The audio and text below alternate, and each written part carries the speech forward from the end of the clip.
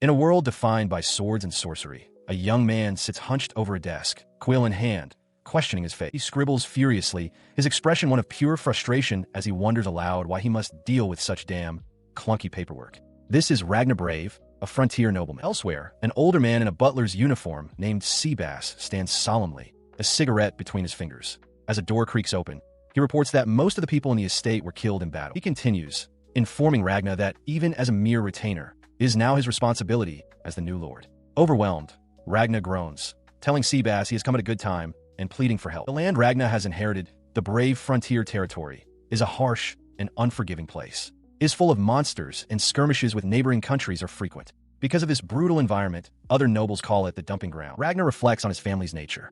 His father and older brothers were a militant bunch, making him wonder how anyone in their family could possibly handle administrative tasks. His own training was far different.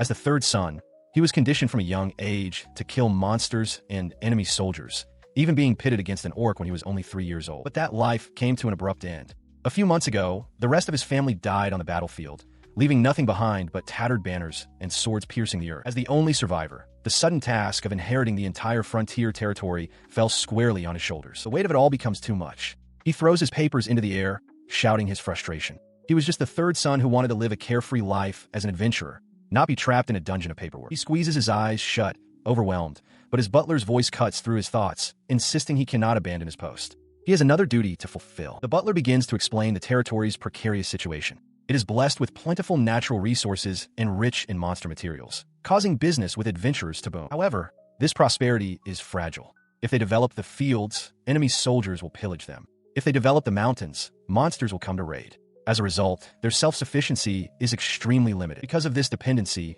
Ragnar, as the heir, must attend the academy in the royal capital. There, he will have to ingratiate himself with the other noble children to secure their support. He contemplates this demeaning task, wondering if he is truly capable of it. He scratches his head, annoyed, and asks if he can simply refuse to enroll, reasoning that his family already trains talented individuals. Seabass's reply is swift and firm, absolutely not. His frustration mounting, Ragnar demands to know what Seabass wants now. The butler stands formally and states that he has something important to discuss. A muscle in the butler's face twitches as he addresses him by his full title, Young Master Ragnar. The news is delivered bluntly. Ragnar has received a marriage proposal. The young lord's eyes widen in shock as the image of a veiled bride appears in his mind. He recoils, exclaiming that the proposal is far too sudden. Seabass calmly retorts that such offers are not unusual once a man becomes the lord of a territory. The butler reminds him that his brothers also had fiancées, but those women hated the dangerous region and never settled there, a fact that clearly troubles Ragnar. He fumes, realizing that the previous fiancées didn't even attend the funeral. Seabass confirms this, adding that when he delivered the news of his brothers' deaths, the women seemed rather relieved. His anger causes the quill in his hand to crack. He looks to his butler, asking if he understands the implication, and darkly wonders if he should just go kill them. Seabass, ever the professional, calmly advises his young master against such a course of action. The young master's mood swings wildly. One moment he is slumped over his desk in despair. The next he leaps to his feet, cheering. He declares that from now on, he'll be living in a dorm in the royal capital, only returning to manage the territory during long vacations. He explains his logic. He'll be so busy that he'll likely die anyway, so he asks Seabass to please reject the marriage proposal on his behalf. In response, his butler simply hands him a spare pen, stating that rejecting it is impossible. Seabass elaborates on the situation. This particular proposal comes from the Duchy of Oldwood, the very house that supplies their territory with more weaponry and food than any other noble family. The revelation shocks Ragnar, and the spare pen snaps in his hand. He desperately seeks a way out, asking Seabass to remind him of their family's title. Seabass confirms he is an earl, but Ragnar protests that a marriage between a duke's family and a mere frontier earl should be out of the question. The name Oldwood echoes in his mind. A strange look crosses his face as a profound realization strikes him. He remembers this world. A memory flashes through his mind. A long time ago, he was struck by an orc. He understands now that this event caused his memories to resurface, and he questions why he had forgotten this crucial fact until this very moment. The pieces fall into place with dawning horror. He is a reincarnator, and this world is a game he once played. A vision of his previous life surfaces. He sees himself lying in bed, engrossed in a handheld gaming device. He recalls enjoying the culture of a place called Japan, though his own name from that life remains just beyond his grasp. He stretched, the full weight of his situation settling in. This place, this life, it was the world of a game he used to play. The game was a standard Otome title. A commoner protagonist enrolls in an aristocratic school and, in a typical story, develops a relationship with one of several male capture targets. He recalled, however, that despite the romantic premise, the game was filled with battles. By the end of the story, the royal capital was essentially a battlefield, a fact he now found grimly laughable. But what made the game particularly challenging was a certain character who frequently appeared on the screen of his old handheld console. She was the villainess, Alicia, daughter of the Oldwood family. Raised with the sole purpose of becoming queen, she was the prince's fiancée, a refined and talented young lady who, as he remembered his past self-complaining, was always getting in the way. Despite her many gifts, her personality was terrible. Her face contorted with disdain as she uttered insults, looking down on anyone she deemed a mere commoner. Her elitism was a daily torment for the protagonist. Surrounded by her entourage, Alicia would constantly harass the girl, demanding that she learn her proper place in the social hierarchy. Yet, despite the constant harassment, the protagonist only grew closer to the prince. This escalating rivalry eventually led to a duel being called, with the prince's future at stake. He focused, recalling the events that followed. The result of the duel was Alicia's crushing defeat. In the aftermath, her engagement to the prince was immediately called off. As a consequence of her actions and her loss, Alicia was forced to take full responsibility. She was married off to a frontier, noble family, exiled from the high society she once ruled. Her destination, as Ragnar recalled, was a small, isolated house on a hill. A sudden, horrifying thought struck him. The realization crashed down upon him. That wasn't just any frontier noble's house. It was his family's home. The next morning, sunlight streamed through his window, bringing with it the dawn of a dreadful new reality. He slumped forward, collapsing onto his bed in utter despair. He buried his face in his hands, thinking this was the absolute worst-case scenario. The prospect of living with a woman like that was terrifying. His mind conjured an image of a future filled with her scornful laughter as she insulted him day after day. It would be a living hell. As he wallowed in misery, Seabass entered the room to announce that the young master's fiancée would be arriving soon. Ragnar felt a sense of finality. It was over. To make matters worse, he would also have to attend the academy with her. Now dressed in formal attire, he confronted his butler. He questioned Seabass, arguing that Alicia was a noblewoman groomed solely for the crown prince and asking what the point was of bringing her to their house. Seabass's reply was blunt. It was to get rid of her and to set an example. The butler then added with a strangely cheerful demeanor that the brave territory has a rather high mortality rate, a fact that left Ragnar speechless. Seabass explained that to keep the brave house alive, all of the survivors of the war were doing their best. The household staff, a collection of maids, a chef, and a guard, all appeared more like battle-hardened veterans than simple servants. Seabass walks alongside Ragnar down a long, wood-paneled corridor, reminding the young master that he, too, needs to step up to his responsibilities. Ragnar brushes off the comment with a casual, yeah, I get it. Their conversation ends as they step outside the manor. Before them, a carriage drawn by 2 white horses approaches the main gate, signaling the arrival of their new lady. He stands beside Seabass, a bead of sweat on his temple, his expression tense as he watches the carriage draw nearer. The carriage halts, and an attendant in a dark dress bows her head, announcing to her passenger, "My lady, we have arrived." A single, elegant shoe steps down onto the ground. From the carriage emerges Alicia Oldwood. Her gaze is hard, her posture rigid, and a severe burn scar covers the entire left side of her face, from her forehead down to her cheek. As Seabass steps forward to formally welcome her, introducing himself and expressing it as an honor to receive her, Ragnar can only stare, utterly stunned by her appearance. The butler, noticing his master's blatant shock, delivers a sharp thwack to the back of his head, exclaiming, "Young master." Alicia's expression remains unchanged by the commotion. She looks directly at Ragnar, her voice flat as she remarks that his reaction to her face is just what she expected. He stammers, trying to recover from his gaffe. He begins to ask how she got the burn, but immediately catches himself, insisting it's all right if she doesn't wish to speak of it. Then his demeanor shifts entirely. A warm, genuine smile spreads across his face as he reassures her, explaining that an injury like that is a pretty normal occurrence in a brave territory. His words strike her with unexpected force. Her eyes widen in pure, unadulterated surprise. She questions his assessment, unable to believe he finds her scar normal. He simply confirms it with a cheerful, straightforward, yeah. He elaborates on his perspective, explaining that in his territory, soldiers and adventurers are constantly covered in wounds. He calmly surmises that her burn must be from a duel. Her gaze lowers as she reflects on his words. She acknowledges to herself that it is, indeed, quite a large scar. The memory of her peers' cruelty surfaces. They had whispered behind her back that her pretty face was ruined, a state they deemed perfect for someone living in disgrace, and that anyone who saw it would be instantly repulsed. His attention then shifts to her circumstances, wondering aloud why a duke's daughter is traveling alone without even a maid. Just then, Seabass announces that Lady Alicia's attendant is now taking her leave, catching the young woman by surprise. A heavy silence falls between them as the lone carriage that brought her attendant pulls away, disappearing down the road into the distance. Seabass confirms the stark reality of her arrival. A small carriage, a single piece of luggage, and no servants. It was all the information needed to discern her desperate situation. Ragnar studies her face, observing an expression that seems to have given up on everything. It is a look of total resignation, reminding him of a captured enemy soldier. As Seabass gestures for Lady Alicia to follow him, Ragna watches them go. A thought crystallizes in his mind. This is completely different from what he had expected. He had anticipated someone arrogant and imperious. A memory of her with a condescending, mocking laugh flashes through his mind, a stark contrast to the quiet, defeated woman before him. He gestures forward, offering to show Alicia to her room. She responds with a quiet, hesitant sound. As she begins to follow, he reaches out and gently touches her shoulder, asking her to wait just a moment. In a flash, his hand clenches with a sharp, crushing sound. His expression turns serious as he stands beside a motionless Alicia. His eyes narrow, his focus locked onto the spot he just struck, breaking the tense silence. Alicia asks if there was some dust on her. Ragna quickly dismisses it, claiming his own clothes are dustier. She apologizes, explaining that her clothes are simply old, her expression a mixture of confusion and weariness. He watches her, his fist clenching tightly as the gravity of the situation begins to settle in his mind. Opening his hand, he reveals the crushed remains of a demon bug. These entities are curses born from grudges, and to be haunted by even one means a happy life is impossible. He looks at Alicia and remarks aloud that she must have quite a few enemies. His internal thoughts are more frantic. He realizes there were about 100 of them clinging to her, and the number of demon bugs directly corresponds to the amount of hostility aimed at a person. He considers the terrifying implication. A normal person infested by so many of these bugs would be driven completely insane. And yet, Alicia seems perfectly calm, showing no signs of breaking down at all. This profound contradiction forces him to reevaluate everything. He decides to think about it from another angle, recalling that Alicia is a lady educated to become a queen.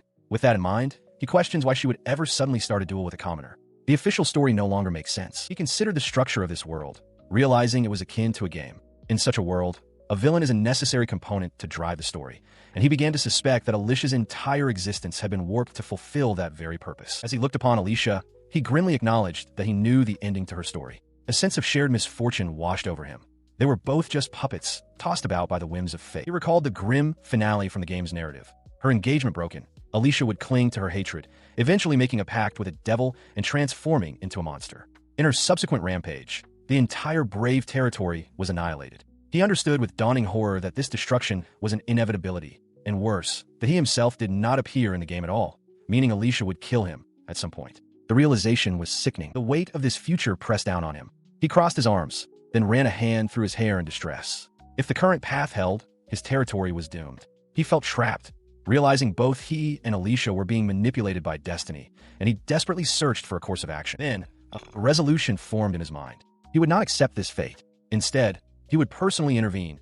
He would help Alicia change her path and reclaim her life. As if sensing his shift in purpose, Alicia spoke with a quiet resignation. She reasoned that if their doom was sealed regardless, it was better to face it with a positive outlook. He picked up her train of thought, adding that if any misfortune should befall them while they were together. At that moment, a dark, beetle-like demon bug scurried across the path directly in front of Alicia's feet. He would simply kill whatever was responsible. His words were punctuated by the swift, decisive motion of his foot coming down, crushing the demon bug into oblivion. Stunned by his declaration, Alicia looked up at him. A newfound resolve flickered in her eyes as she found her own words, stammering that she, too, wanted to fight back against the world that had condemned them. He met her gaze with a gentle, reassuring smile, telling her not to worry. Beneath the warm expression, however, his determination remained firm and unwavering. He stretches his arms behind his head, a renewed sense of purpose filling him. With a confident smile, he declares that he'll do his best. Alicia walks beside him, observing his sudden change in demeanor. His carefree smile catches her off guard. She reflects internally that having someone give her such a look is a new and unfamiliar experience. The thought lingers, and a shadow of contemplation crosses her features. She tries to recall the last time she experienced such a simple, genuine moment. As she takes a step forward, the question remains unanswered in her mind, a puzzle from a past she can't quite place. She watches him walk ahead through the gates, a single thought crystallizing in her mind. What an odd person. Unbeknownst to her, something new is secretly beginning to grow within the villainess's heart. Alicia Oldwood remained isolated in her room. She ate the meals that were brought to her, but did not lash out or speak ill of anyone, simply staying cooped up in silence. As for Ragna, his response was far more direct. He slammed his fist against the wall, frustrated by the buzzing presence of a demon bug. He vented his annoyance to Seabass, explaining that he was busy exterminating the irritating pests. He pointed out the immense number of them, asking his butler for help. The young master considered tracing the bugs back to their source to destroy it, but then hesitated, realizing that causing such a commotion would result in the dissolution of the house. He knew that fighting wasn't the answer. More importantly, he needed to do something about Lady Alicia's heart, which was attracting the demon bugs. He felt helpless, reflecting that the Brave family only knows how to fight. His entire life had been training in monster extermination. Alicia was the first girl his age he had ever truly met. Sensing his master's conflict, Seabass offered simple reassurance, telling him it would be fine. This prompted Ragna to wonder aloud what a normal youth was even supposed to be. Suddenly, an idea struck him. Recalling social events at the academy, he decided to imitate a tea party by having breakfast with Alicia to build a connection. With newfound purpose, he approached her door and knocked, announcing that breakfast was ready. He then burst through the door with overwhelming energy, shouting for her to wake up and eat with him. Alicia, already dressed, appeared and calmly stated that she was already awake and that he was about to break the door. Ragna was taken aback, admitting he'd been worried she might do something drastic. Soon after, they sat together at the breakfast table, an air of awkwardness between them. With a towel tied around his head, Ragna began repairing the damaged doorframe with a hammer. Alicia watched him, flustered by his rough approach and wondering what would have happened if the door had actually broken. He told her not to worry, as he was well practiced in repairs, and urged her to enjoy her breakfast and coffee. Following his suggestion, she hesitantly raised the teacup to her lips and took a small sip. The taste was a shock. She coughed, exclaiming that it was too bitter. Ragna, startled, asked what was wrong. Wiping her mouth, Alicia apologized and explained that it was her first time drinking coffee, as she normally drank tea at home. He could only stare, stunned by the revelation. He apologetically explains his inability to provide sugar for the coffee, noting its extreme expense in their world. Alicia, however, reassures him that it is perfectly fine. After he cautions her about drinking it before bed, she takes a sip and is surprised by its inherent sweetness. They then begin their meal, the sound of Ragna crunching on his food filling the air. Her curiosity piqued. Alicia asks what he is eating. He calmly replies that it's monster meat, explaining that the men of the Brave family are raised on it. She recoils in shock, questioning if it's poisonous. He elaborates that one develops a tolerance by eating it from a young age. Though the taste is unpleasant, it becomes an invaluable food source during wartime. As he finishes, Alicia quietly calls out to him. She asks why he handles such tasks himself. With a somber look, he explains that they're simply shorthanded, as most of their servants recently died in battle. Alicia listens, a look of understanding dawning on her face. He continues, revealing the core philosophy of his people. What they honor most is the act of surviving tenaciously and always getting back up. As he speaks these words, his hand reaches out, his fingers gently touching the scar on her cheek. He tells her that where he comes from, they do not deny their scars. They are a source of pride. He looks at her with sincerity, calling her a truly remarkable person and admitting that he has scars of his own. Suddenly realizing his forwardness, he pulls back, flustered, explaining it's a habit from inspecting soldiers' wounds. He then quickly changes the subject, revealing he came to invite her out. He explains that in the face of the vast nature of their land, human conflicts feel insignificant.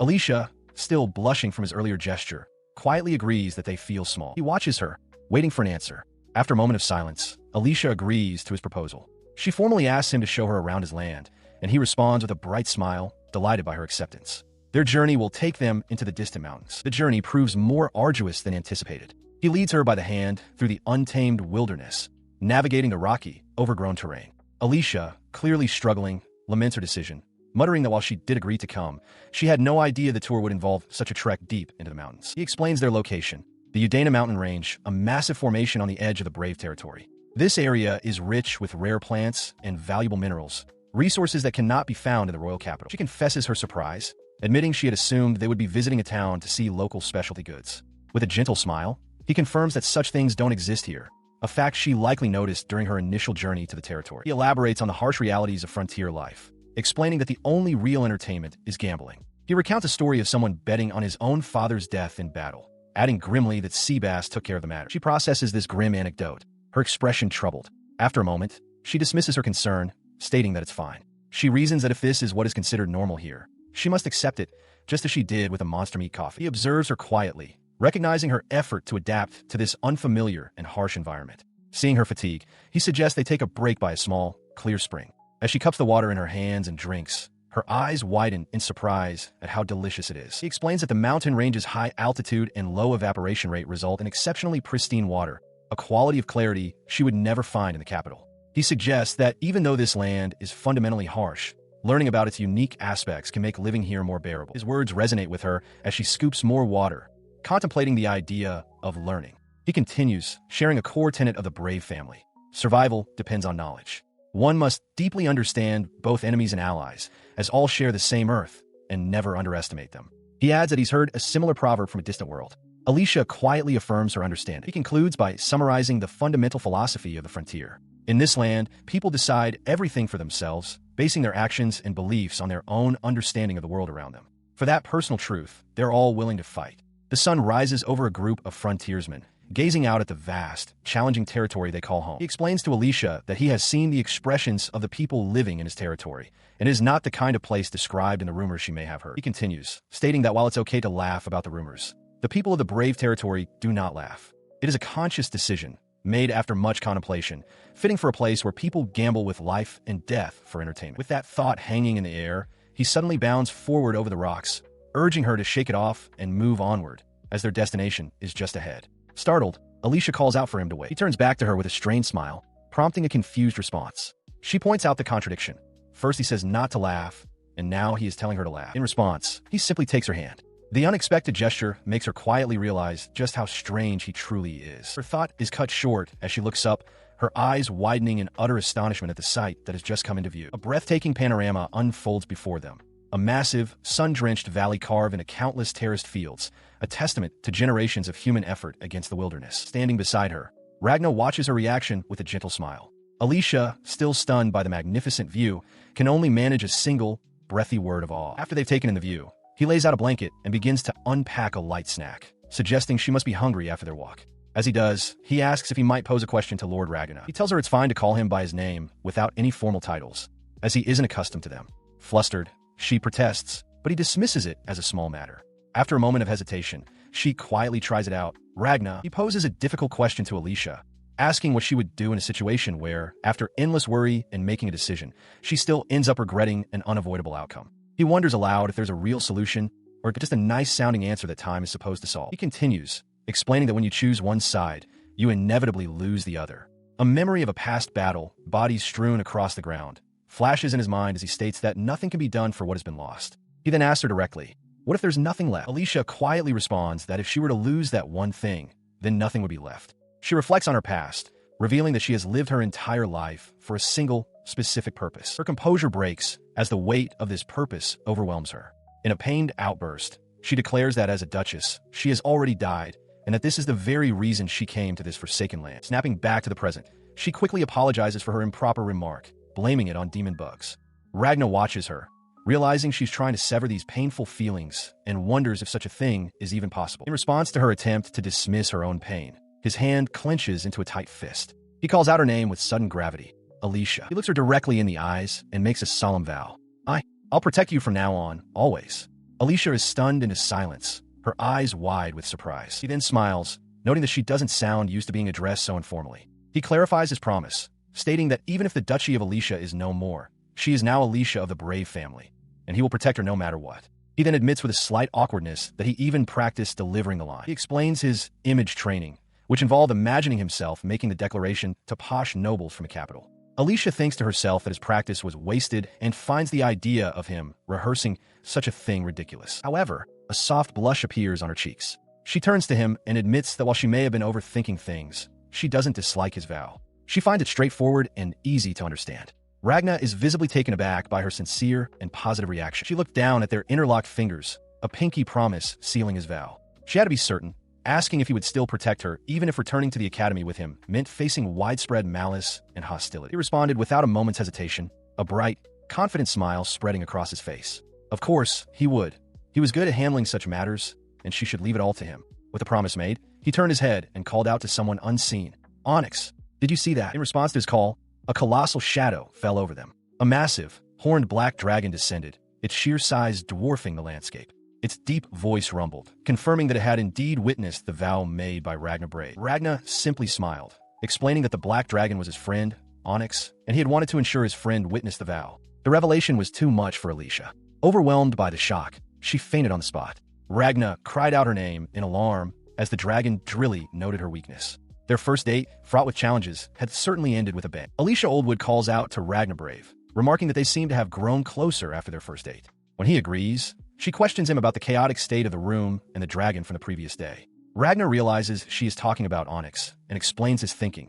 He believed it would be romantic to make a vow in front of a dragon. He continues, clarifying that Onyx is a dragon living deep in the mountain range, and that thanks to its blessing, the demon bugs have disappeared. He seems pleased with this outcome, but Alicia is taken aback, asking why he can remain so calm about the entire situation. Seabass steps in to provide context, reminding the young master that he had previously challenged Lord Onyx to a one-on-one duel that ended in a draw. This is why the great dragon acknowledged him.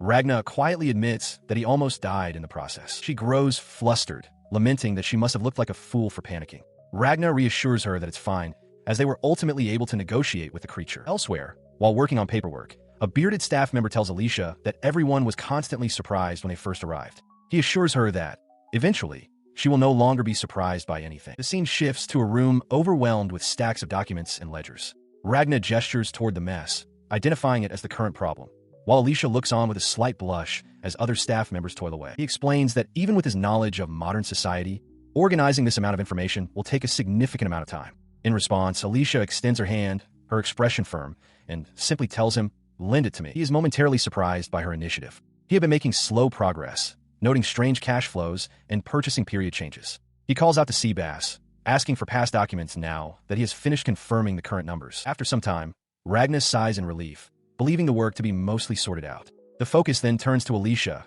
who stands with an aura of intense competence, holding a finished stack of organized papers. Her work astounds the staff, who praise her enthusiastically. Seabass remarks that it is no wonder she is called a talented woman.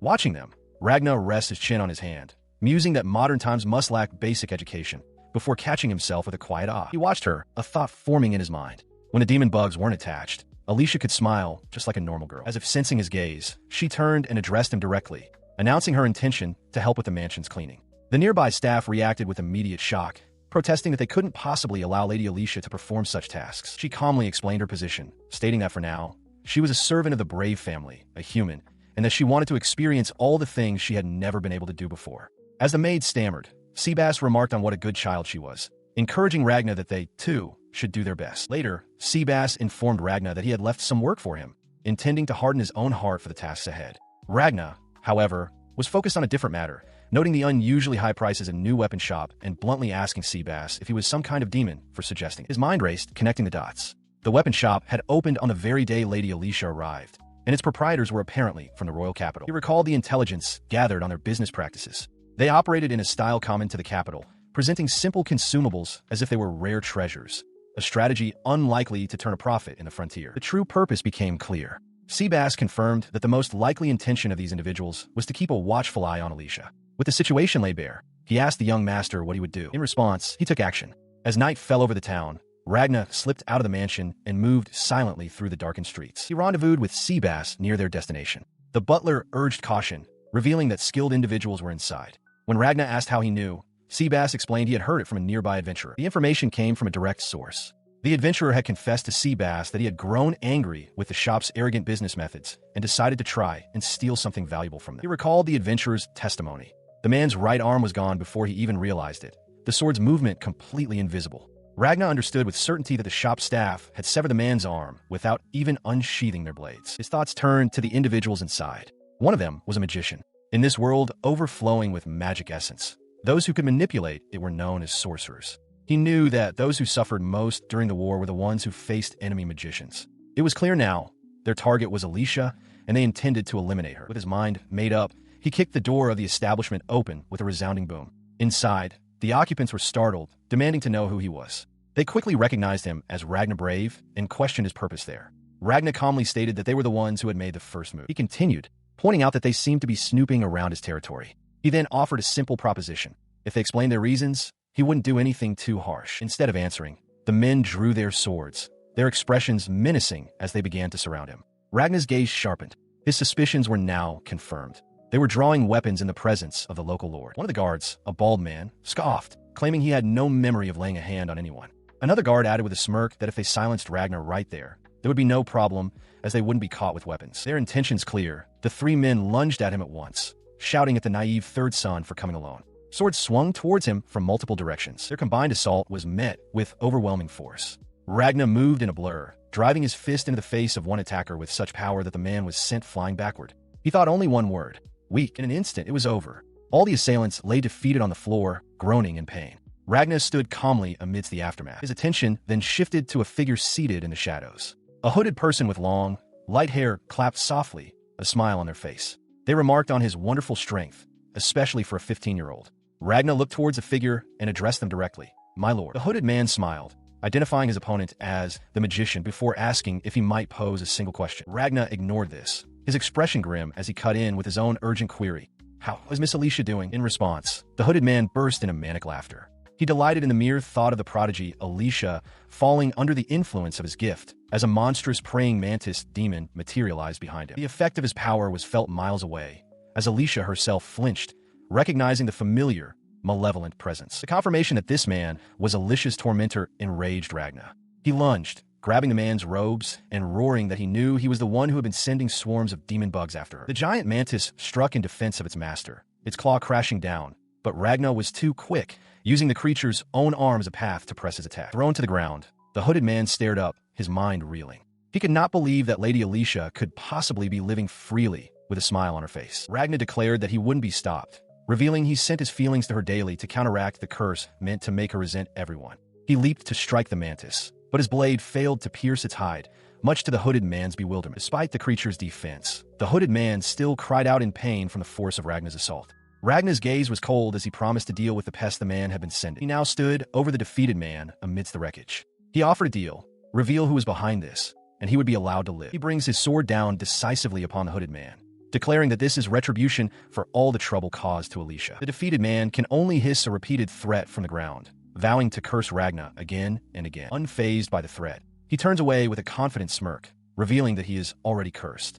As Seabass approaches to ask if the confrontation is over, Ragna calmly instructs his butler to handle the cleanup, a request to which Seabass readily agrees. Later, under the starry sky, he poses a question to Seabass. He wants to know if there's any way for him to keep Alicia close by his side once they both go to the academy. The butler misinterprets the question entirely, his mind jumping to the scandalous possibility of them living together and the potential for pregnancy while still students. Ragna, mortified, hastily clarifies that his intentions were nothing of the sort. The night deepens around the quiet estate. Walking alone through the darkened town, Ragna reflects on his recent actions. He wonders if this is the most he has done since avenging his father and questions when his heart grew so numb. His thoughts then drift to the future, filled with uncertainty about whether he will be able to fit in at the academy. At the same time, Alicia sits at her desk, a determined expression on her face as she prepares for their time at the academy. She resolves to make sure she tells Ragna everything. With these mutual feelings in their hearts, the night grows deeper around them. A few months later, Alicia Oldwood is found working in the garden, her hands in the soil. She remarks with a blush that they depart for the royal capital tomorrow, expressing disappointment that she won't be able to harvest the daikon radishes in time. Ragna Brave and the household staff watch from a distance, observing the supposed villainess performing manual labor. The resources that were once allocated for her higher education have been entirely redirected to household chores. This shift has resulted in her becoming a truly talented woman, adept at cleaning, cooking, and serving Ragna with a gentle smile. As dawn breaks over the fields of the estate, one of the maids calls out Alicia's name with great urgency. Her call signals the moment of departure. The entire household staff gathers to see Ragna and Alicia off. The maid clings to Alicia's leg, tearfully begging her not to go. The others comment that it would be perfectly fine for Lady Alicia to remain at the mansion, a stark contrast in treatment compared to the young master. The maid promises to send the vegetables to the academy when they're ready, insisting Alicia eat them with everyone. Amidst the commotion, the dark-haired maid presents the other with a thick leather collar. She explains it was something the young master used to wear when he was little, and that it should be used to reprimand him in the event of any outrageous behavior. With final shouts of encouragement and concern, urging Ragna to stay warm, eat his vegetables, and protect Alicia under threat of punishment, the staff waves as the carriage pulls away from the estate. Inside the carriage, Alicia smiles warmly at Ragna, noting how loved he is by everyone and admitting she's a bit envious. He looks away, quietly acknowledging that this is the first time in his life he has ever traveled outside his territory. His thoughts drift back to the people he is leaving behind, recalling fond moments with the staff and craftsmen. With a final, resolute thought of his departure, the carriage continues its journey, the landscape shifting to a view of a vast, churning sea. Sometime later, Seabass announces that the royal capital is now in sight. As Ragna turns to look, Alicia, blushing deeply, admits that what she is about to say is pathetic, but she has a favor to ask him. She asks him earnestly if he could show her how to buy a ticket and ride the train when they arrive at the station. Ragna is stunned into silence by the request. Alicia giggles, telling him not to laugh and reminding him that since it's his first outing as well, he can just leave it to her. She observed the bustling streets of the royal capital, noting how crowded it would be. With a playful smile, she suggested putting a collar on Ragna to prevent him from getting lost. He, however, was taken aback, wondering what kind of strange game this was. His attention was then captured by the sheer scale of the city before them, the royal capital, Ether. It was a metropolis of over 1 million people, shielded by a barrier attributed to an ancient sage. He remarked that compared to the vast, but sparsely populated Brave territory, this place felt cramped. With few monsters and no wars, he understood why everyone flocked here. As they made their way through the city, Ragna inquired if their dormitory was located within the school grounds. Alicia confirmed that it was, adding that there were separate dormitories for boys and girls, a fact she seemed to look forward to. Their journey continued as they boarded a train, leaving the city streets behind. Their destination, however, was a shock. They stood before a dilapidated, shabby building that was to be their new home. Ragna was appalled, not only by its condition, but by the realization that boys and girls would be living together. As he processed this, Alicia noticed a letter addressed to him from Seabass, while Ragna pointed out on a map just how far this place was from a school. She read the letter and understood. It was Seabass's plan. By having her live in a rundown dormitory and endure public humiliation, he intended to convince the nobles who opposed her return of her changed character. It was a calculated move to manage her reputation. He, reading over her shoulder, saw a silver lining. If no one else was around, it would be convenient, though he acknowledged that a thorough cleaning was necessary. He even mused about the possibility of growing vegetables in the courtyard. His practical thoughts were shattered as he read further. He crushed the letter in his fist upon reading a line about condoms being in his room. He realized Seabass's true intention was simply to ensure they lived together. The letter concluded with a blunt instruction. Ragna had to pass the exam to enter the same upper class as Lady Alicia. Good luck. He considered the weight of this task. Ethernam Academy gathered nearly all the noble children of the country, and its classes were divided by rank. The upper class was reserved for those with the potential for a royal marriage, while all others were relegated to the lower class. There was, however, a special provision. If a commoner's magic or knowledge was deemed exceptional, they could be granted the status of descendants of sages and enroll, bypassing the usual noble requirements. He knew their standing was precarious. They were merely nobles from a remote land, and she was branded a villainess. Despite the odds stacked against them, his resolve was already set. He promises Alicia that if the academy entrance is a contest of skill, he will ensure they win. His vow hangs in the air as he arrives at the Grand Academy building, only to be immediately chastised for his tardiness. His determination leads him to the academy grounds, where he faces a large, imposing teacher. Ragna, now in sportswear, apologizes for getting lost. The teacher clicks his tongue in annoyance, remarking on the audacity of a noble from a remote land, making an upper-class instructor wait. Dismissing him as a slowpoke, the teacher directs him to the first task, a basic magic test, ordering him to shoot his maximum output at a designated target. The examiner crosses his arms with an air of profound boredom, muttering, "Good grief," and wondering why he was assigned this duty. Ragna, meanwhile, takes a ready stance, preparing to follow the instruction. Despite the examiner's grumbling, he focuses his energy, his gaze fixed on the unseen target as he prepares to unleash a torrent of power. The resulting blast is immense. The examiner is caught completely off guard, his sportswear shredding from a sheer force of the magical pressure as the wall behind him begins to crumble. The shockwave carves a path of destruction through the testing area, obliterating stone and earth. The examiner can only stare in wide-eyed shock, his face contorted in disbelief at the raw power. Amidst the settling dust, he turns and innocently asks the teacher if he passed. The examiner, sweating and utterly stunned by the display, can only wonder what just happened and who this boy truly is. He manages to state that there are more tests. Before the man can fully process the event, another, more composed examiner approaches. This new official notes Ragna's skill in magic, but states that, unfortunately, he will never pass this test. He then hands Ragna a practice sword, declaring that the next test is swordsmanship.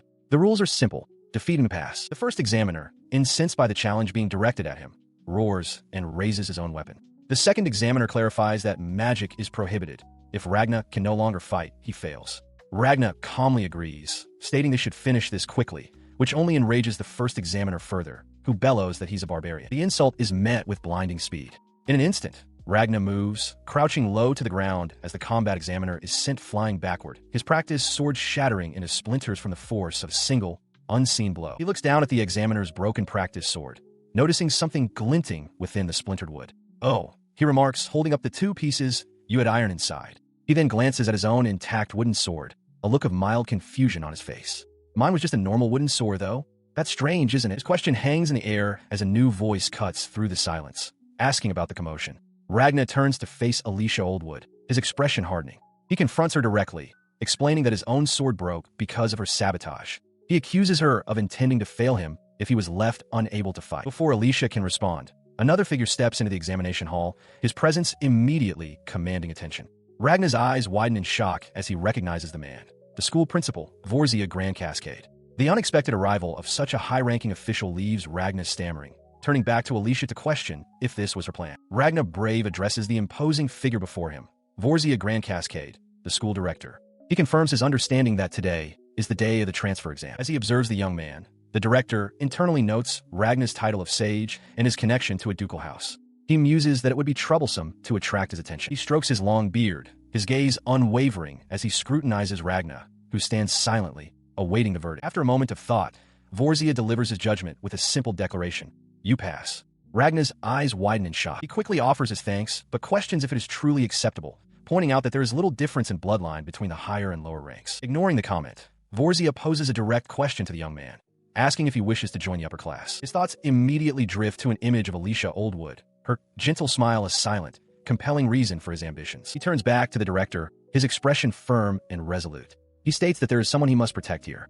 Vorzia accepts this, replying, very well. As Vorzia turns to leave, the examiner from before rushes to his side, protesting the decision. He points out that Ragna is from the Forsaken Lands, and that his fiancée just caused an incident. Vorzia cuts him off, stating plainly that he acknowledges Ragna's admission into the upper class. The examiner flinches as the school director whirls on him, his face a mask of fury, and bellows, "You idiotic fool!" His voice crackling with authority. The school director demanded to know the examiner's position. The man identified himself as a teacher, prompting a sharp retort from Vorzia. If he perceives a problem, he should act as an educator and guide students before trouble can even begin. With the matter settled, he turned his attention back to Ragna and Alicia. He informed Ragna Brave that, as a special exception, he would be permitted to use a particular dormitory. Vorzia then sternly advised both students to maintain a proper and decent relationship, to which a startled Ragna could only agree. As he walked away, a thought surfaced in Ragna's mind. He realized that, in the original story, this event was also a catalyst for the protagonist's growth. He pictured Alicia returning home, announcing her arrival to the imposing figure of the school director. His reverie was broken by Alicia rushing towards him, calling his name. She was now dressed in a new, ornate uniform. With concern etched on her face, she asked if he was all right and if anyone had said anything strange to him. Ragna, taken aback by her appearance, simply asked if the uniform was for a fitting, noting that it looked cute. A flustered Alicia insisted she was fine. Now seated with a warm drink, he calmly informed her that he had passed the exam. He admitted it wasn't a test he was particularly keen on taking, but after the ordeal, he had succeeded. Alicia, stunned by the news, could only ask what had transpired. Her expression turned serious. She looked at him intently and confessed she had been wondering for some time, finally asking him directly, what exactly was this magic disease he suffered from? He found it difficult to explain, starting by mentioning his ability to use all the basic forms of magic. As Alicia began to add that the thing she excelled at was something else entirely, a loud growl from her stomach abruptly cut her off. A deep blush spread across her face, her expression a mixture of shock and utter mortification. Seeing her embarrassment, Ragna stood up and cheerfully suggested they have dinner. He declared that since they would be busy at the academy starting the next day, they needed a nutritious meal. As she watched him, a quiet thought formed in her mind. She realized that she didn't mind what anyone said to her, as long as he was there with her. She looked over at Ragna, her expression softening as she quietly admitted that he was probably stronger than her. The unexpected compliment caught him by surprise. The strength she spoke of was not physical, but the rare ability to endure mental pain, a resilience she noted that even seasoned soldiers seldom possess. She stood firm in her self-knowledge. Understanding this was the core of her being. As they walked through the academy grounds, they became the subject of gossip. Other students pointed out the scar on Alicia's face from her duel, wondering who the man beside her was and concluding that her marriage prospects were now ruined. Hearing their whispers, Ragna silently urged himself to remain calm. One student, however, voiced a particularly vile thought, musing that with her status diminished, he might be able to take her as his concubine. The words had barely left his lips when the student suddenly collapsed, foaming at the mouth.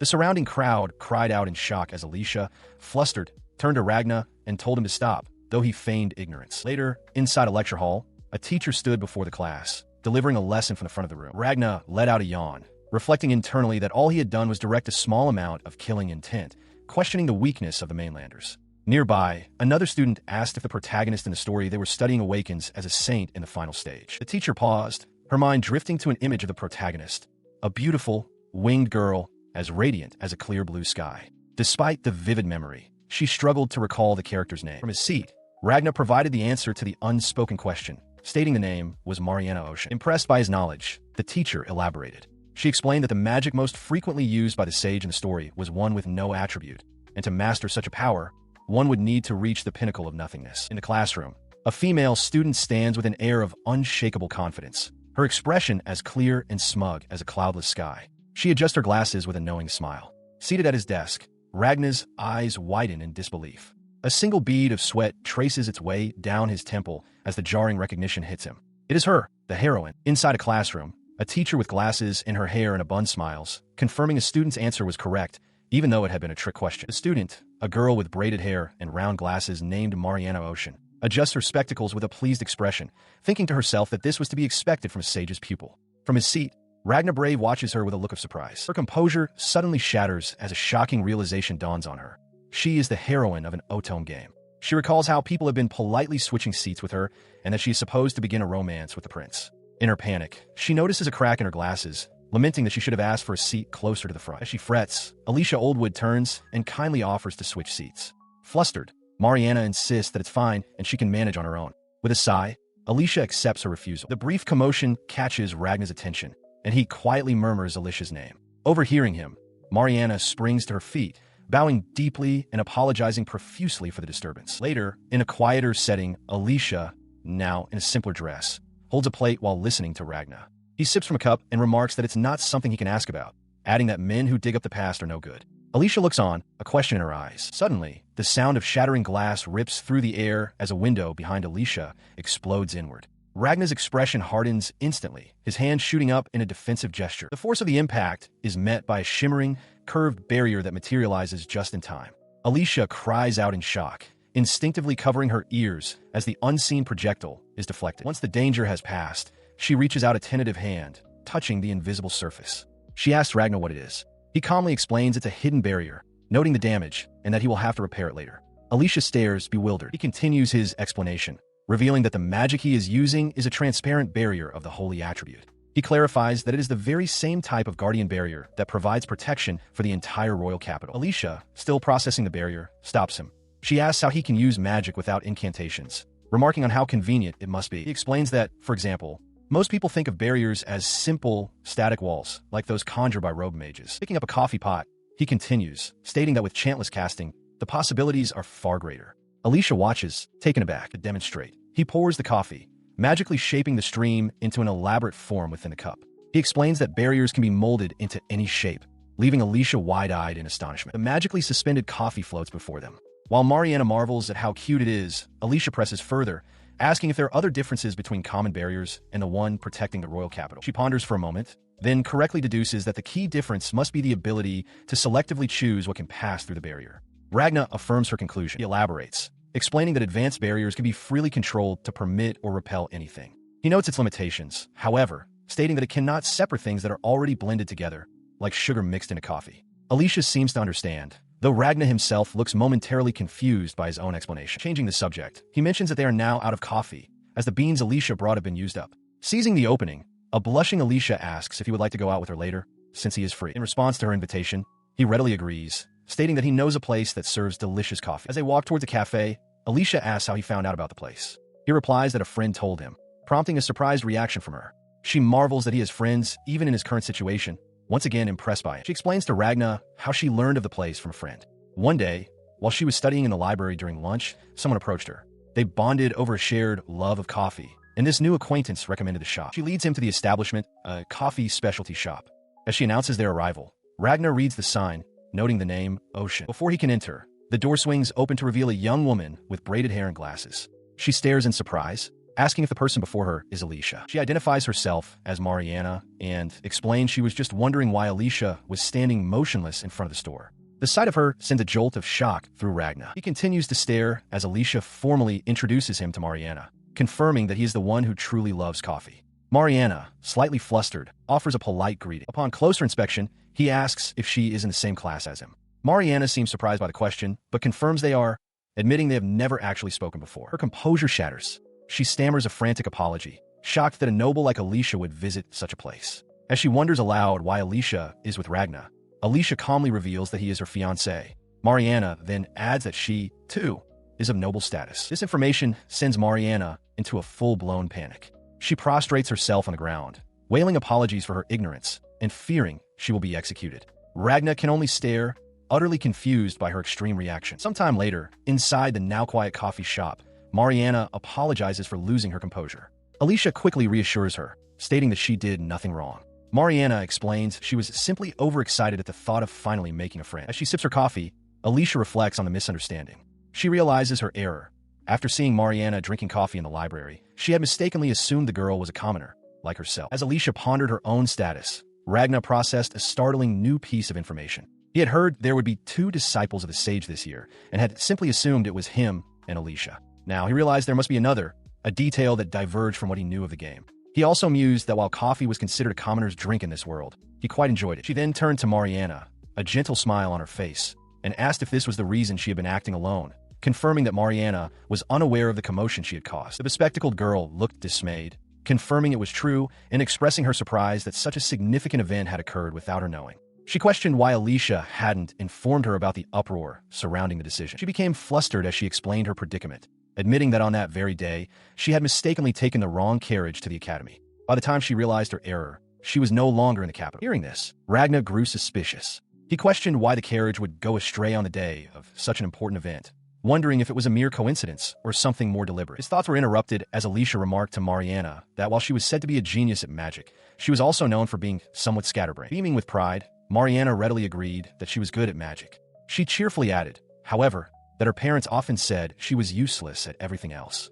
The mention of her parents caught Ragnar's attention. His question about them, however, was ill-timed. As Alicia quietly chided him, Mariana's expression turned somber. She explained that her parents were dead, having passed away from an illness a year ago. Ragnar immediately apologized for his inconsiderate question. She quickly reassured him that it was fine, her gaze softening.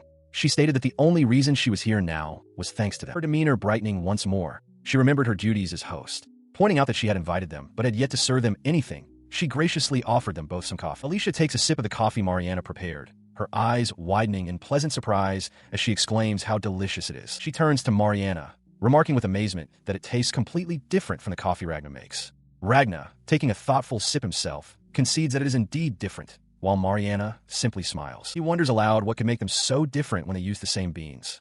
Seabass, enjoying his own cup, Riley suggests that the bitterness in Ragnar's coffee might be a metaphor for his life, a comment that leaves the young master perplexed. He dismisses the thought and turns back to Mariana, declaring that from now on, he will consider her his mentor. Seeing Mariana's flustered reaction, Alicia quickly steps in to assure her that he is only joking. She looks between the two of them, remarking thoughtfully that it's strange. Despite being nobles, they aren't scary at all. Her words are tied to a memory. She recounts how a neighborhood child once warned her that defying nobles, even slightly, would result in death. She continues, explaining that around that same period in her childhood, she was struck by a noble's carriage. The memory is vivid. Lying injured and alone on the dirt road, the people in the carriage showing no concern for her whatsoever, just as the child had predicted. She explains that the accident caused her eyesight to worsen. Her parents, hearing a rumor that coffee improves vision, decided the whole family should start drinking it. And before they knew it, she concludes with a dizzy, ecstatic expression. The entire family had become coffee fanatics, completely absorbed by its richness. As the conversation continued, Alicia turned to Mariana, asking if she was skilled with magic. Mariana affirmed that she was, and that among her skills, there was one she excelled at above all others. She revealed her specialty to be recovery magic, the power to heal people. Alicia reacted with shock, exclaiming that such an ability is extremely rare. Ragnar, listening intently, quietly confirmed her assessment. This revelation prompted Alicia to reflect on the game they knew. In that world, the character of Saint Mariana could perform miracles, healing diseases, exorcising demons, and even regenerating lost limbs. But in this reality, she knew that very few individuals possessed the ability to use recovery magic on others. Mariana then explained her motivation with a somber expression.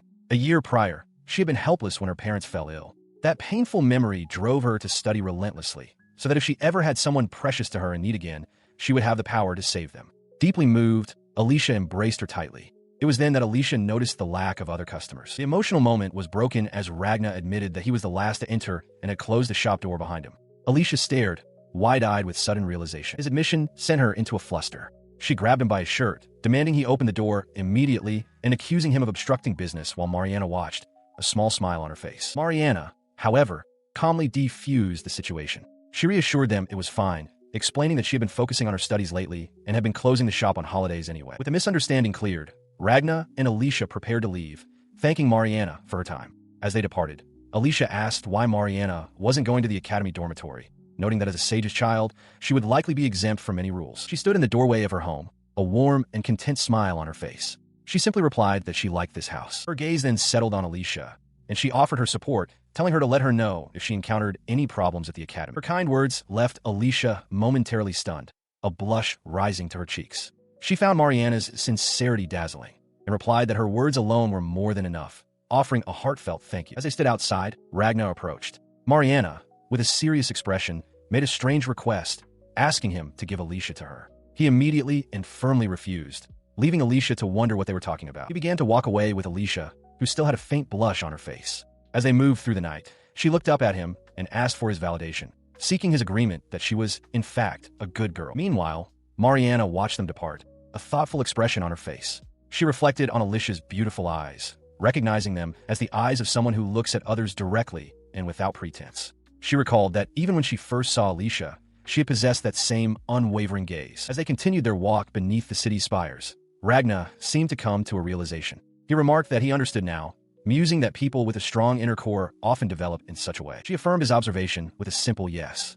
Looking up at him, she then asked if he, too, had seen that quality in someone before. He looked down at her, describing eyes that possess a powerful will, the kind that can resist fate itself. He then added that such eyes were beautiful and cute. The direct compliment caught Alicia completely off guard, causing her to blush deeply. Ragnar, perhaps flustered himself, quickly downplayed his words, insisting he wasn't the princely type.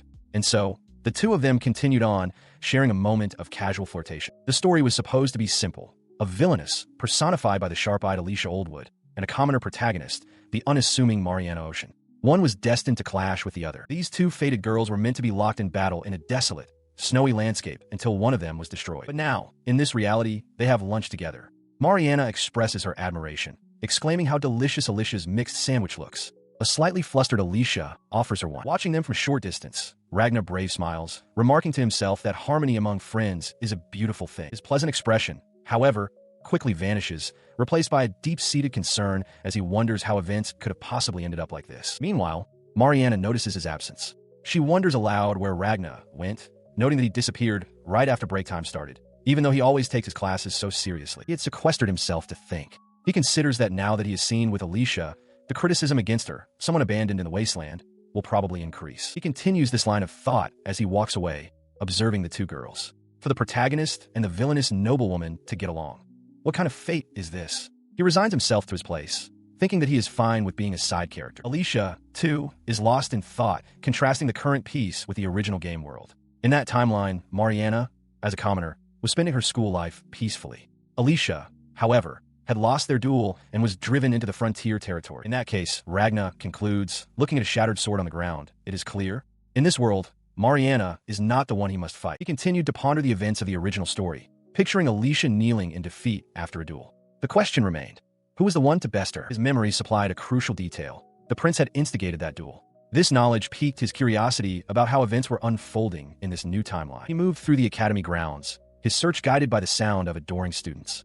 Peeking around a corner, he heard them calling out a name, Edward, and confirmed he had found his target. A young man, Edward Grand Etherdam, gracefully turned down an invitation for lunch, explaining he already had plans. Ragnar watched from a distance, recognizing Alicia's former fiancé and recalling that in the game, pursuing the prince was considered the classic route. He remembered how, in the game's design, Edward was essentially a starting challenge, a tutorial stage prince meant to be an easy first opponent. As his thought crossed his mind, Edward's gaze settled on someone, and he spoke. So, we meet again? Ragnar considered the original plot. If things were following that script, this would be the moment for the heroine to be building her relationship with the protagonist. His train of thought was interrupted as Edward called out an apology for keeping someone waiting. To his utter shock, the person waiting was Alicia. She assured the prince that she had only just arrived. Then, she suggested that instead of the formal, Your Highness, she should call him Edward, a proposal he seemed to truly appreciate. He smiled, reminding her that she had already called him by his name once before, back when they first met in the castle town before the school term began. She explained, a little flustered,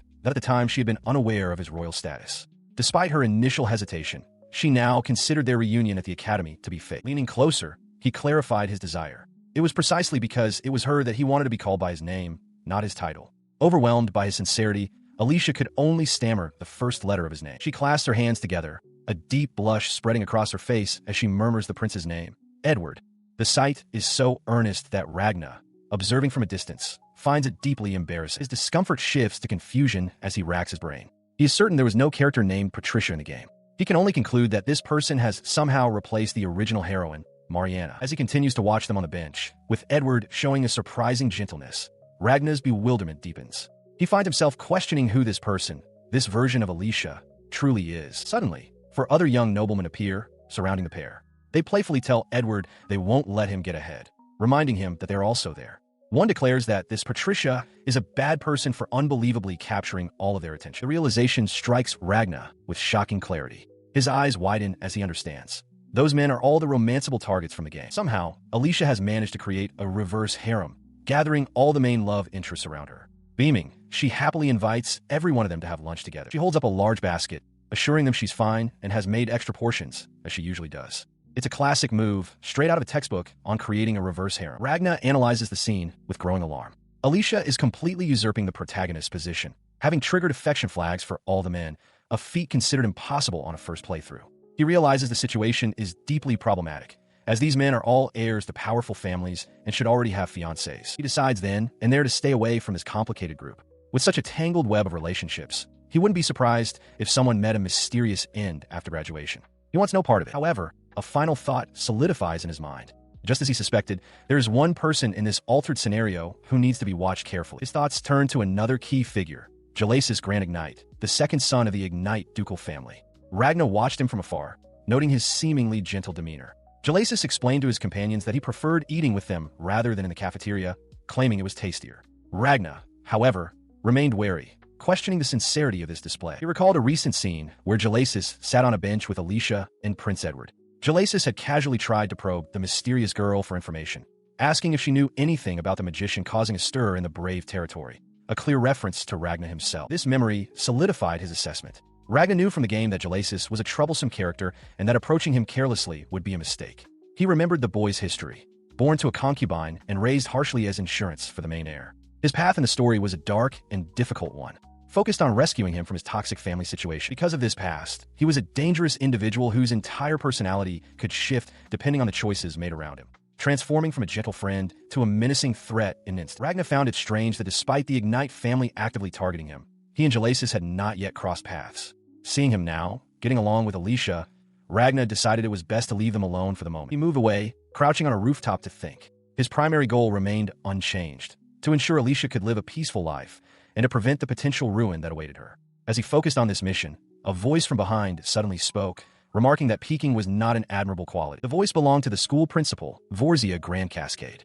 He stood on the roof's edge, surrounded by a swirling aura of power, looking down at Ragna. Vorzia warned him that it was dangerous to be up on the roof, a comment Ragna found deeply ironic. The principal then cut to the chase, demanding to know what Ragna was doing there. This unexpected confrontation presented an opportunity. Ragna realized it was the perfect timing to ask something he needed to know. His thoughts shifted to the subject of his concern. He looked toward a girl with unnaturally blonde hair, the dark roots of her natural color showing. She was surrounded by the same group of young noblemen, an impossible reverse harem. Ragna's suspicion solidified. There was no doubt that this girl was the one he needed to investigate. He stood before the school principal, his expression resolute as he revealed a fundamental truth. The girl at the center of this distorted fate, he explained, was a reincarnator just like him. With this revelation made, he made a direct request, asking the principal to tell him everything about the student named Patricia. The inquiry into the student known as Patricia continues. Ragna Brave is determined to uncover everything about her origins, her past, and her magical abilities.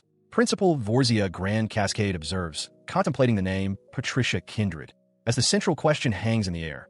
Can the truth about the second reincarnated person be brought to light? At an admissions desk, Ragna directly confronts Alicia, questioning why he finds her so suspicious. While filling out her paperwork, she calmly denies any secret manipulations, stating plainly that she was granted admission after passing the entrance examination like any other student. His suspicions, however, remain. Ragna internally recounts how the game's protagonist was deliberately separated from her companions during a recent event. He theorizes that if this was Patricia's scheme, there must have been a noble who helped switch the carriages. His line of thought quickly identifies the most probable culprit behind such a conspiracy, the Ignite family. The scene shifts to his conversation with Principal Vorzia, who acknowledges Ragna's caution. The principal argues, however, that as long as their true objective is unknown, it is better to have them enrolled and under observation rather than leaving them unchecked. Ragna sighs, conceding the point. He wistfully remarks that it would be nice to live peacefully, a sentiment that seems to resonate with the older man. His comment prompts Vorzia to offer some advice. The principal reminds Ragna that he is a student at the academy and has every right to enjoy his youth. He then asks why Ragna insists on living such a constrained and difficult life. In response, Ragna turns to him with a bright, almost cheerful smile. He asks the principal if he has forgotten the pride of the Brave family. The smile vanishes as he turns away, his hand clenching into a tight fist. Vorzia watches him, reflecting that the blood of the Brave family is known to resist adversity until the very last breath. He had thought Ragna was desperately clinging to this ideal, but now, seeing this apparent resignation, he questions if the young man's resolve is truly so weak. Before Vorzia can finish his thought, Ragnar spins around and delivers a powerful punch directly to the principal's face. His fist connected with a thunderous crack, the force of the blow sending shockwaves through the air and shattering the stone wall behind the principal. The sound of the impact reverberated through the academy grounds, causing students nearby to cry out in alarm.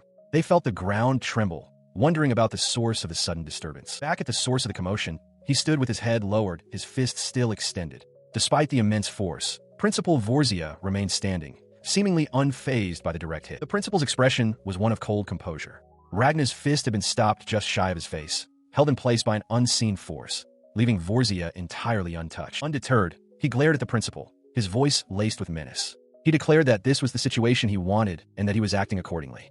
He warned Vorzia that he would not be forgiven if any harm came to Alicia, regardless of whether the academy was the principal's private domain. Vorzia listened to the threat with a steely gaze before calmly accepting the challenge.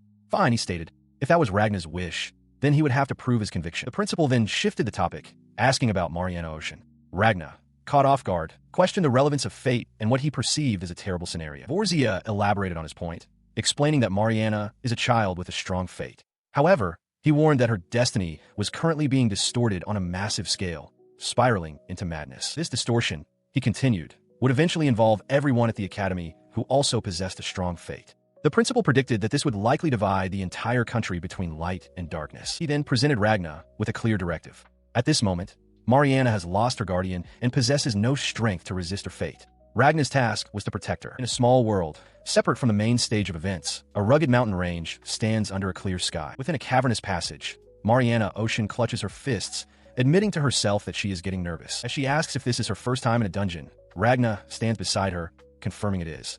His own thoughts, however, are on his mission to protect her, and he silently wonders just how much Principal Vorzia truly knows. He watches as Mariana admits her fear. They have arrived at the practical training dungeon, a place for students to apply their magic. Those safety measures are in place. A moment of carelessness could easily lead to injury, as evidenced by other students already battling a winged beast within. Nearby, another conversation takes place. Alicia, using the name Patricia, tells Prince Edward she feels weak. He reassures her, promising that he will protect her. Watching them embrace, Ragnar's expression darkens. He realizes with some bitterness that for many here, the dungeon is merely an opportunity to grow closer to their romantic interests. Despite this, his focus remains sharp. He knows there is an important event hidden deep within the dungeon, centered around a sacred relic. He wonders what the others plan to do about the fake. His thoughts are interrupted when Mariana excitedly calls out to Alicia, who has just arrived. Ragnar is momentarily flustered, thinking Alicia looks like a battle-hardened adventurer and feeling happy to be in a dungeon with her again.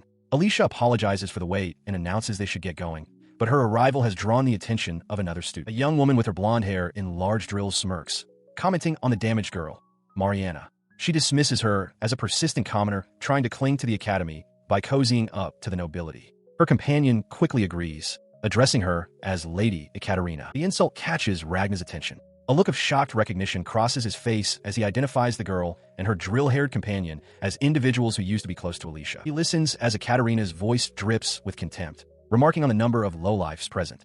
She scoffs at the idea of filthy monkeys from the slums and even peasants pretending they belong. As Ekaterina strides past, she declares that this is an academy for refined nobles, leaving Mariana looking utterly shocked by the verbal assault. She then turns her attention to Alicia, offering with a dark smile to drive out all the filthy beings for her. The threat makes Mariana flinch. Before the situation can escalate, Ragnar steps forward, calling out to interrupt them. His intervention is preempted by the arrival of another student, whose sudden, composed appearance captures the attention of both Ragnar and has startled Mariana. The newcomer calmly greets Ekaterina by name. This infuriates Ekaterina, who demands to know how the other girl dares to act so smugly, questioning who let commoners into the academy and calling her a damaged failure. Unfazed, the student positions herself before Mariana. She tells Ekaterina to direct any hatred toward her, admitting she's done enough to deserve it, but insists Mariana has nothing to do with their conflict. She then issues a direct challenge, inviting Ekaterina to request a duel or anything else she desires. She continues, suggesting Ekaterina could fight the sage's disciples, or even herself. Leaning closer to Mariana, she whispers a quiet assessment. She doesn't think Mariana could win. Ekaterina's rage boils over. She accuses the defender of getting cocky just because she built a monkey mountain and snarls that it suits her to spend her whole life drinking coffee. The strange insult leaves Mariana aghast. In response, the student simply closes her eyes and smiles. She agrees that she will drink it, stating plainly that it's because she likes coffee. She watched as her defeated opponent, Ekaterina, turned away in disgust. With a click of her tongue, Ekaterina declared the situation a buzzkill and ordered her group to leave, complaining about the unbearable smell of beans. From a distance, Ragna Brave observed the aftermath. A look of realization dawned on him as he watched Mariana and Alicia standing together. He approached, and Alicia turned to him, her expression contrite.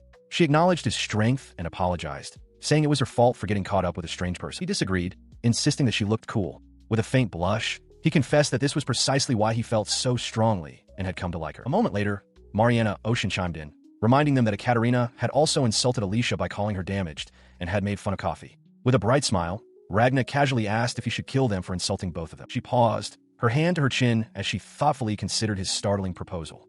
Her foot tapped against the rocky ground. Having moved on from the confrontation, the trio ventured into a cavernous dungeon lined with jagged, glowing crystals. Ragna took in the sight, confirming their location. Their journey through the dungeon was fraught with danger. As Mariana recounted, they were met with a relentless barrage of traps and monsters, one after another. Suddenly, a projectile shot out from the darkness. Alicia's eyes widened in alarm as she saw an arrow speeding directly toward Ragna, and she cried out his name in warning. He remained perfectly calm, catching the arrow's tip between his fingers just millimeters from his neck. He assured them he was okay, explaining that a protective barrier is always created just around his body. He explains that his magic is not infallible. If his magical power were to run out, the barrier could be penetrated. Alicia, looking on, remarks that it is an extraordinary skill. He continues, revealing that the barrier originated long ago when he was close to death. It was born from the simple idea that if he covered his entire body, he would no longer be afraid. A memory surfaces of him as a child, huddled inside a protective sphere of light while monstrous beasts and birds loomed over him in a dark forest. He adds that he has been putting it into practice ever since, and now the barrier activates automatically, without him even having to think about it. The memory shifts to him walking calmly through a corridor as a volley of arrows flies toward him, only to be stopped inches from his body by the invisible shield. His explanation concludes. Mariana, looking concerned, asks if the Brave Territory is a really scary place. Alicia smiles warmly and reassures her that it is not, calling it a really nice place. Seeing an opportunity, Alicia suggests that she and Mariana join Ragna at his home during the summer break for some training in the mountains. Mariana immediately accepts with enthusiasm, exclaiming that she would love to go. She grandly dubs the plan the Brave-style boot camp, declaring that with this training, everyone will become a user of chantless magic. An image of the three as energetic silhouettes flashes through their minds. Mariana is ecstatic, thrilled that Ragna will be training her. Alicia, looking slightly nervous, tells her to do her best, but pleads with her not to get killed. Ragna clenches a fist, accepting the responsibility. As this unfolds, Mariana adjusts her glasses, finding the whole situation rather mysterious. As they continue deeper into the dungeon, Mariana's curiosity takes over. She turns to the others and asks why the monsters they defeat vanish into mist instead of leaving corpses behind. She theorizes that the dungeon was created by ancient sages, noting how intriguing all the mysteries are. Believing the soil from the walls might hold a clue, she prepares to take a sample with a small tool. Just as she reaches out, Alicia cries out for her to wait. Before she can react, a massive, glowing magic circle erupts from the floor beneath her. The sudden force launches her into the air, her tools scattering as she is caught within the luminous trap. Ragna and Alicia can only watch in shock as he shouts her name, while Alicia wonders in horror if Mariana has activated something terrible. They land with a thud in a cavernous, ancient hall. Ragna, holding both Mariana and the other student, surveys the grim surroundings, a place of crumbling pillars and scattered bones. Mariana, adjusting her glasses, voices the question on all their minds. Where have they been transported? Setting the two women gently on their feet, he continues to scan the area. A sense of familiarity washes over him as he recognizes the architecture, concluding that they have likely been sent to the dungeon's lowest level. The revelation leaves his companion stunned. He calmly assesses their predicament, deducing they've triggered a teleportation trap, a classic move befitting a story's protagonist. Beside him, the other student can only marvel at the sheer, imposing wall of the chamber. Her attention then shifts to Mariana, who is inexplicably holding a pickaxe. She swiftly confiscates it, chiding Mariana that personal safety comes first. With a stern look, she reminds the distraught girl that she can't drink coffee if she's dead. She then produces a coffee pot and begins to pour a cup, offering it to the bewildered Mariana with the grim suggestion that it might be her last. Mariana can only stare, questioning where the coffee set came from and why she was carrying it in the first place. Accepting the cup, Mariana explains the common wisdom that one should always bring their own provisions into a dungeon, a point the other student readily confirms. Observing their impromptu break, Ragna decides to join them, asking for a cup as well. He accepts the drink, his expression turning somber as he considers their dire circumstances. He reflects that reaching the bottom of a dungeon is typically a death sentence. Help is unreachable, and the local monsters are not a source of sustenance. The student defender's voice cuts through his thoughts, calling his name. He turns his gaze towards her, a calm and reassuring smile spreading across his face as he begins to offer a counterpoint. She continues, her voice laced with concern, stating that this place is unknown to them from their studies and that they are completely cut off from aid. Acknowledging the extreme danger they are in, she questions his composure, asking if he possesses some knowledge they don't. He attempts to calm his companion, assuring Alicia that they will be fine. He insists there is something they can do once they have a moment to catch their breath. His gaze drifts as he thinks back to the magic circle that transported them. The three students now stand within a vast, ancient cavern, dwarfed by crumbling pillars. The student defender, however, remains suspicious. She recalls that in the game story, Alicia is the villainess, and this kind of trap is exactly something she would orchestrate. The question of who is truly responsible lingers in her mind. Putting her thoughts aside, she concludes that they have no choice but to move forward. She reminds the others that there is also a pendant deeper inside the dungeon that is necessary for their strategy. The item she speaks of is the sacred relic, an ornate and powerful artifact. It lies dormant in the dungeon's deepest chamber and is said to be a crucial item for saving the country near the end of the story. Mariana's expression becomes resolute, understanding the relic's connection to the saint's awakening. Ragna stands beside her, agreeing that they must collect it. The student defender then lays out the next step of the plan. They must defeat the golem guarding the door ahead, after which they should find a teleportation magic circle that leads to the exit. Her companions turn to Ragna, asking if this is truly the case. He confirms that according to the records, defeating the guardian of the deepest level allows one to return.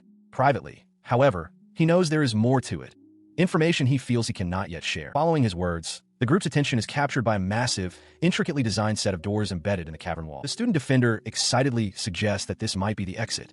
Mariana, however, points out a worrying fact. There is no golem guarding the door. Ragna's expression becomes serious as he takes in this unexpected situation. He and his companions had expected an empty chamber, but instead, they were confronted by a monstrous entity. Before them, Alicia stood her ground against a massive, dripping slime creature with a single, unblinking eye. The creature shifted its form, suddenly appearing behind Mariana. Seeing the immediate danger, he cried out her name in alarm. He lunged forward, scooping Mariana into his arms and leaping away just as a torrent of fire erupted from the ground where she had been standing. As they landed, they saw a shadowy figure cackling within the flames. From the inferno, a new, more terrifying figure emerged. A hulking, muscular demon wreathed in fire. It towered over them, its presence radiating immense power. Mariana, still shaken, remarked on the incredible power emanating from the demon, comparing it to the sun. He could only agree, his expression grim as he felt the intense heat. He ordered both of them to step back, expressing his reluctance to get too close. He recognized this entity. It was a demon, the very being to whom Alicia had entrusted her soul near the end of the original story. His attention then snapped to Alicia, who stood frozen, a dagger in her hand. Her eyes were wide with shock, her mind thrown back to a painful memory. The moment a match was decided, and she was declared the winner under the name Patricia. The memory sharpened, showing her kneeling in defeat after challenging someone, being berated for losing to a mere commoner and shaming her family. The voice called her pathetic. The world around her blurred with distress until a gentle voice called her name. Snapping her out of the traumatic recollection, he gripped her face firmly, forcing her to meet his gaze. He spoke her name, reassuring her that everything was all right. Her eyes, wide and shimmering, focused on him. A deep blush spread across her face as she stammered, momentarily lost for words in the face of his sudden, intense concern. She watched him rush past, calling out to ask what he planned to do. Ragna paused, turning to Alicia, the heroine, and the student defender, confirming they could all use Aquaveil and instructing them to stay right where they were. He glanced back over his shoulder with a determined look, declaring his intent to kill the bastard. With that, he charged forward, ignoring the slime monster's guttural laugh. He focused solely on the flame demon, vowing that it would take responsibility for triggering his fiancée's trauma. He unleashed a massive, swirling torrent of water that slammed into the fiery creature.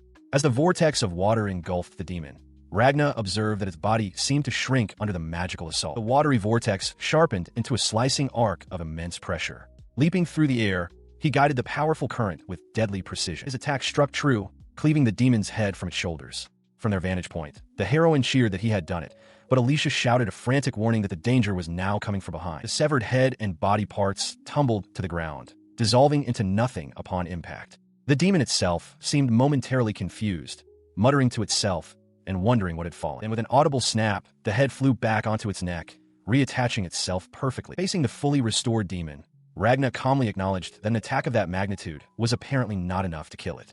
The creature itself seemed to ponder why such a blow had failed. He coolly stated that it was no problem, challenging the demon to try and hit him.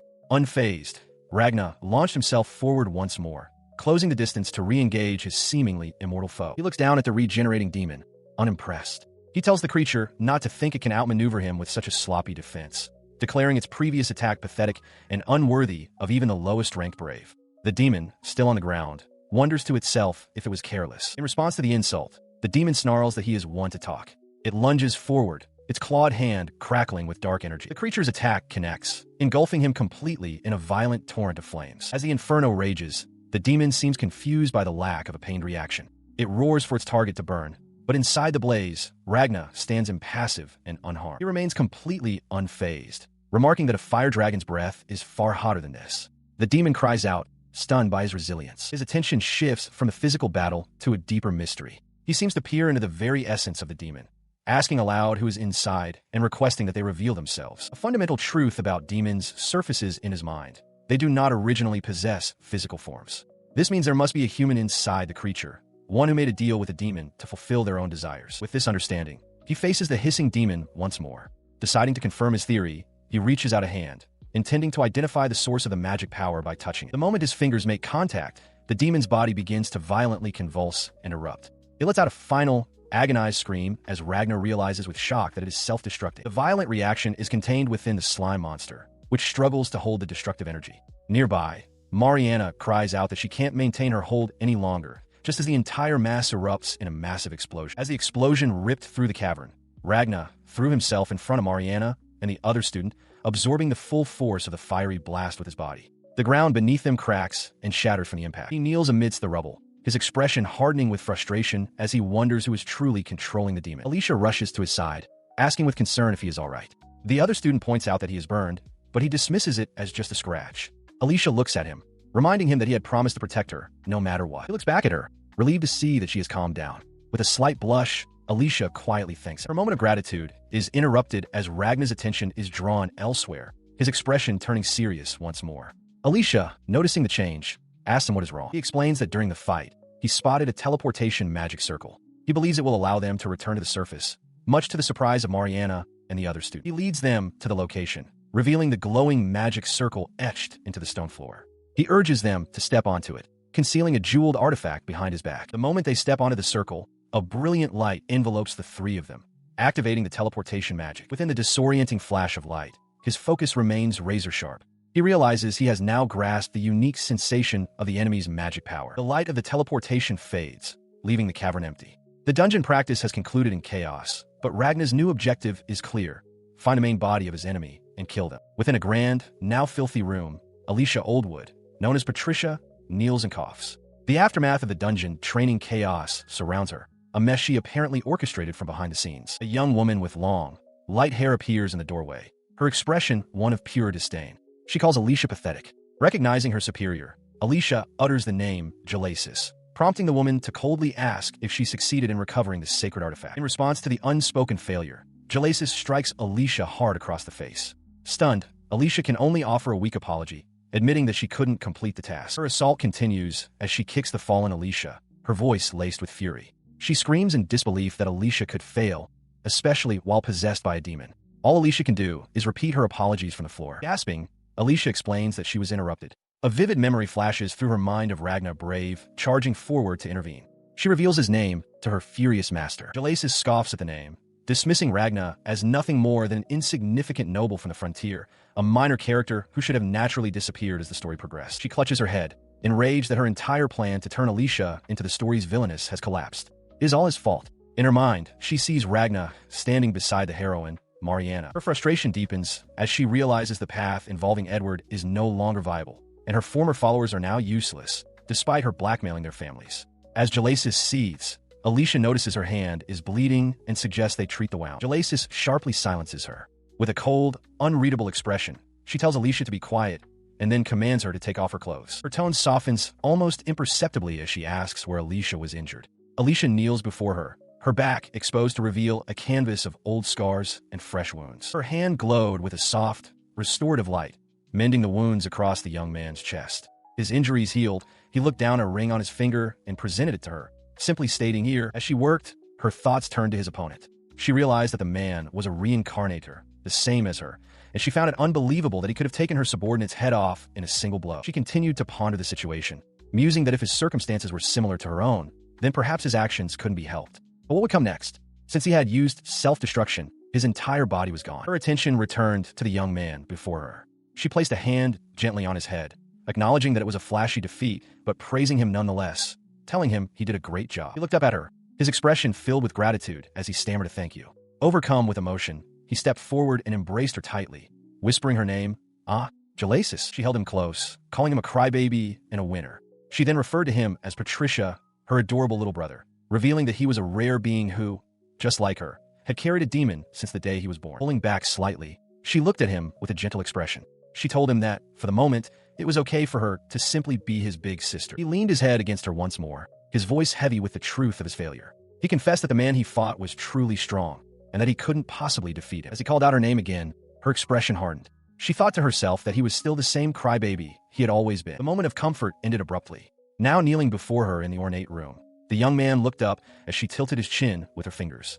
Her tone was no longer sisterly, but commanding as she asked, "What is it that you want?" Her question left him stammering, his eyes wide as he tried to grasp what it was he truly wanted. He finally found his voice, his hands flying to his head in anguish. He confessed his singular, all-consuming desire, Alicia. He wanted her for himself. He admitted, even if it meant destroying her.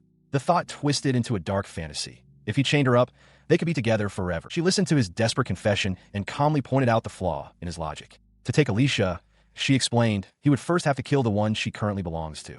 Her brother could only stammer in response, the reality of the task dawning on him. Seeing his hesitation, she moved closer, cupping his face gently. She told him to believe in her, reminding him that he was special. If he could just find the will to keep going, she implied, success was within reach. With her words of encouragement still hanging in the air, she leaned in and pressed her lips against his. It was not a simple kiss. Her mouth opened slightly, a hint of a bite, as if she were tasting his very essence. He pulled back, a surge of energy coursing through him. A powerful magical aura erupted from his body as he thanked her, vowing to do his best and to win without fail the next time.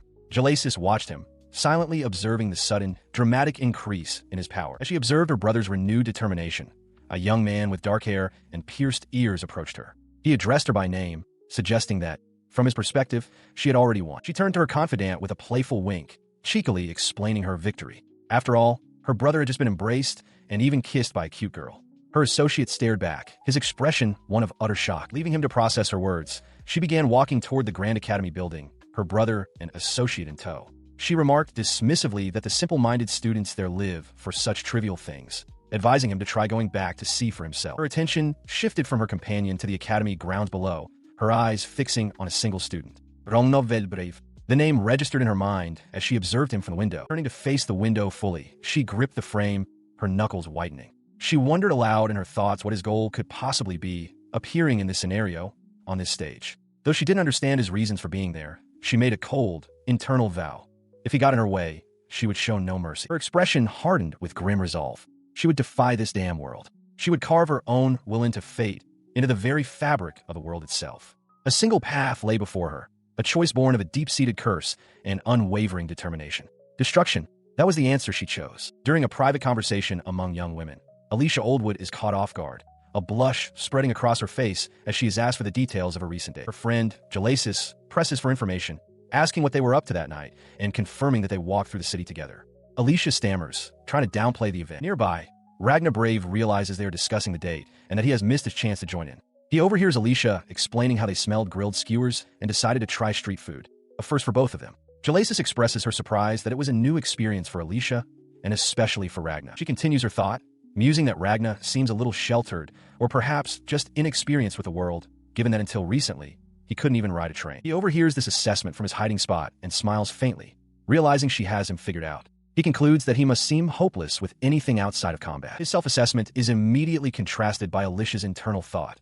Looking at him, she finds him quite cute. Ragnar, in turn, appears shocked and flustered by her reaction. Her friend continues the interrogation, asking if Alicia was the one doing the escorting, which is unusual. Alicia confirms that she took the initiative, even holding his hand to show him around the capital. This revelation shocks Jalasis. She recalls that Ragnar's idea of a perfect date plan was to be decided by rolling dice, a plan so chaotic it could have turned the royal capital into a sea of fire. She wonders what kind of person he truly is. She recalls another memory from their first date, where Ragnar pointed out rocks that had been burned by a dragon's breath, noting it also showed signs of a drunkard's handiwork. After hearing these stories, Jalasis asks Alicia if she doesn't want him to take the lead. With a gentle expression, Alicia simply replies that it's fine as it is. Her conversation with Jalasis is interrupted when Mariana points out that the lunch break is nearly finished, asking if they should head back. As Mariana watches her with a thoughtful expression, Alicia gazes into the distance, her resolve hardening. She declares that her goal is to be Ragna's equal, revealing this as the driving force behind her actions. The memory of their time together surfaces, Ragna, with a faint blush, thanking her for their meal. As she sits on a bench in the garden, an unseen onlooker remarks on her charm, understanding completely why Ragna is so smitten. It all began with a chaotic week of dungeon training, where a small party of students ventured into the mouth of the cavern. Afterward, as if nothing had happened, the students began their next practical training session at a grand, sunlit poolside. Ragna Brave, standing by the water's edge, wondered to himself why there was even a pool at the academy. The reason was simple. This was the world of an Otome game, where a swimsuit episode could emerge out of nowhere. Across the pool, Alicia was flanked by two handsome, shirtless young men. She surfaced, sputtering, and confessed that she was not a very good swimmer and found the water frightening. One of the young men immediately reassured Patricia that he was right there with her, but the other interjected, insisting that he would be the one to help her. Watching this scene unfold from a distance, Ragna grimaced. He recognized it as the kind of reward event that follows a battle, but the sight brought him no happiness. Just then, a voice called out his name. He turned to find Mariana Ocean, now in a swimsuit, asking if he wasn't going for a swim. When he replied that he would later, she seemed to accept his answer. She then brightly suggested they have some tea by the poolside, remarking that it was a perfect day for magic. Her expression shifted to one of confusion as she asked Ragna if he wasn't the one being called from across the way. She mused aloud that the only people who ever called for her were Alicia and Ragna. Her gaze drifted towards a group of gossiping students. They were remarking that Mariana was a commoner who hadn't drawn much hate, likely because she was aware of her social status and acted appropriately. Mariana listened, her cheerful demeanor fading into quiet contemplation. She stands by the pool with Ragna, her hand gently resting on his. Her mind, however, is elsewhere as she wonders aloud where Alicia could be. Her question seems to trigger a memory for Ragna, Alicia's gentle face, blushing slightly as she thanked him, telling him he worried too much. His attention returns to Mariana, who tries to reassure him. She expresses her belief that Alicia will be fine and can overcome any trouble. For the moment, Mariana is content just to be by his side, practicing her water magic with a sigh of satisfaction. Her moment of peace is shattered as a large splash of water erupts from the pool, dousing her completely. She cries out in surprise, demanding to know what is happening. The source is the student with the high ponytail, who is practicing her own powerful magic. She nonchalantly warns Mariana to stay away from the pool for her own safety. As Ragna watches with a scowl, muttering about the wasteland bastard, a blinded Mariana frantically searches for her lost glasses. He is acutely aware of the other students' whispers. They see the scars covering his body and recoil in fear, spreading rumors that he is cursed and warning each other away from him. Even as they note his growing closeness to Mariana, the weight of their judgment settles on him. He laments that making friends seems like a hopeless dream, wishing for someone he could truly connect with. Just then, a voice cuts through his solitude. Jalace's Grand Ignite stands beside him, acknowledging his struggle by remarking that it must be tough. He then sits down beside Ragna, his gaze direct and unwavering, creating a moment of quiet intensity between them. The unexpected gesture leaves Ragna utterly stunned, his mind reeling in disbelief. As he struggles to comprehend the situation, Jalacis calmly invites him to sit. The name finally clicks in Ragna's mind. Jalacis, and he stares in shock as a faint shimmer of energy plays around Jalacis' fingertips. He finds himself at a large, modern poolside area, bustling with other students enjoying the water under the sun. As he stands apart from the crowd, Jalacis watches him intently. Internally, Jalacis notes that this is his first conversation with a capture target and finds him difficult to read, admitting to himself that it's no good. The direct attention makes Ragna sweat nervously. He asks Jalacis why he approached him and questions if he shouldn't be joining the others in the pool. Turning his back slightly to look at the water, Jalacis states plainly that he is not good with it. Ragna seems taken aback by the simple admission. Jalacis' focus then shifts, and he remarks that, more importantly, Ragna has an amazing body. Flustered by the compliment, Ragna explains he got his physique from his time in the Freep territory, internally lamenting that he should have worn a shirt. Jalacis then asks about a wound on his back. His thoughts drift to an image of Alicia. He decides that as long as she isn't hiding her own wounds, he is fine with his being visible as well. Now sitting on a bench together, Jalacis expresses his admiration, noting that the Freep territory has been at war with a neighboring country for a long time and that Ragna looks strong. Ragna dismisses the praise, pointing out that Jalacis also possesses a well-trained physique. He smiles faintly, agreeing that they both have their struggles. Jalacis concurs, attributing his own condition to his upbringing and the way he was taught. Despite the apparent bonding moment, Ragna is internally overwhelmed with social anxiety, breaking into a sweat as he thinks to his absent butler, Seabass, about how incredibly awkward the situation is. He was still processing their conversation when Jalacis called out to him. Ragna turned, a bead of sweat on his temple, his expression one of pure confusion as Jalacis simply stared back, his gaze fixed and intense. During a break from his training, a shirtless Ragna Brave is approached by Jalacis Grand Ignite, who asks an unexpectedly personal question, whether he has ever held hands with someone. Ragna can only respond with a confused sound. The abrupt question leaves Ragna flustered. He realizes Jalesis has completely disregarded the flow of their conversation, pushing forward with his own agenda. There's no doubt in his mind what this behavior signifies. His realization solidifies. This is Jalesis' emotional phase, a predictable change that occurs after one has collected 18 flags with him. He frantically wonders why this game-like progression is happening with him, convinced it must be a glitch. He recalls how Jalesis, who had always kept his distance, was supposed to take an unusual interest in the protagonist, Alicia, and constantly ask her questions. The deviation from the expected path is bewildering. Jalesis, however, offers a simple explanation for his line of questioning, stating that he simply became curious about Ragna.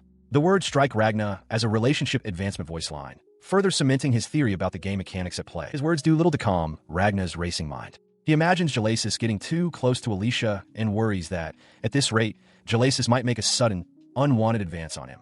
He clenches his fists, his body tensing up. Deciding he has to shut this down, he prepares to deliver what he calls his special move, the Brave-style rejection punch. But before he can throw the punch, Jalesis interrupts with another direct question, his voice cutting through the tension. What do you like about Alicia? The query leaves him momentarily speechless, able to muster only another confused, huh?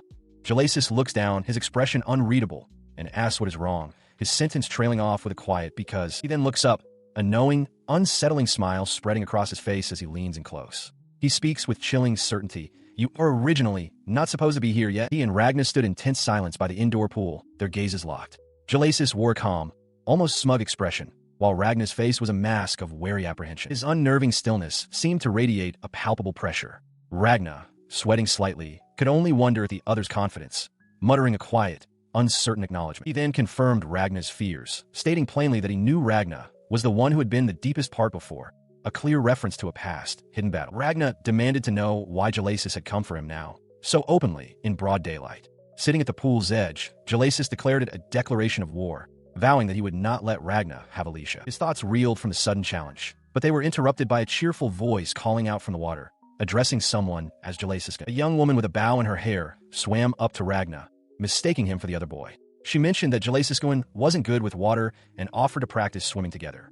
Flustered, Ragna mumbled that he was coming. From across the pool, the real Jalesis observed the interaction. He correctly surmised that Ragna had never kissed anyone, then admitted his own loss from their previous encounter. With this, he declared, their score was now 1 win and 1 loss each. Nearby, a group of other male students finished their swim, deciding to get out and relax in the shade. The casual scene of his peers arguing amongst themselves, however, sent a jolt of distress through Ragna. He clutched his head as he overheard one of them angrily questioning another, asking why he was still trying to get a particular girl. His thoughts spiraled into confusion. He couldn't comprehend why someone from Patricia's harem would be involved in this, or why they were now trying to pursue Alicia. The social rules of this world were utterly baffling to him. He seized with rage, threatening to bring Onyx the dragon and wipe out the culprits responsible for the conflict.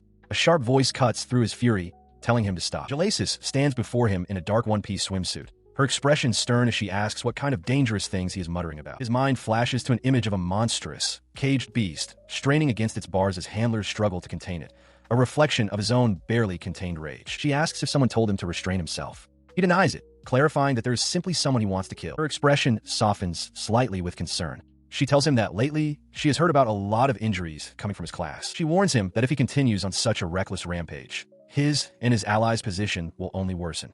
As she speaks, she holds up a thick, buckled collar. He takes the collar without hesitation. Flustered, she stammers that he doesn't really have to put it on, especially with others watching, but he calmly states that he will wear it today. With the collar fastened around his neck, he makes a solemn declaration to Jalesis. Alicia isn't mine. I'm malicious. Jalesis turns away, remarking to an unseen party that this very attitude is what separates Ragna from them. His thoughts are interrupted as Mariana rushes over, frantically asking if anyone has seen her glasses, completely unaware they are perched on her own head. Ragna watches her, a thought trailing off in his mind. Meanwhile, observing from a distance, Jalesis' confidant notes with concern that their opponents have made the first move by retrieving a sacred relic. He questions whether this means their true nature has been discovered. Ragna stands alone, the thick leather collar now fastened around his neck.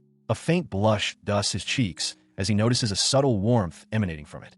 He touches the collar, his expression turning pensive as he processes the sensation. Elsewhere, as the sun shines on a grand estate, Jalesis' confidant reaffirms his own silent vow. He resolves to protect them both, whether in the shadows or in the light, understanding that he must remain ever vigilant. On a bright day at the academy, Alicia Oldwood shields her eyes from the sun, remarking on the blessing of summer clothes. Mariana Ocean approaches and asks what she is doing.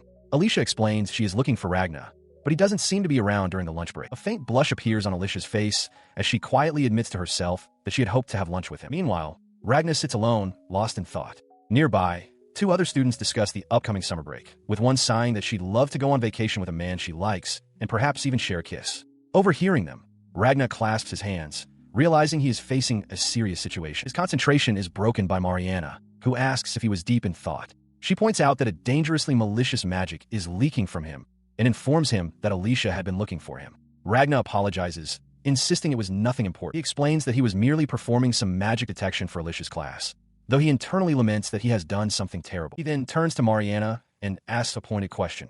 During the summer, isn't it natural for boys and girls to want to get closer, maybe even kiss?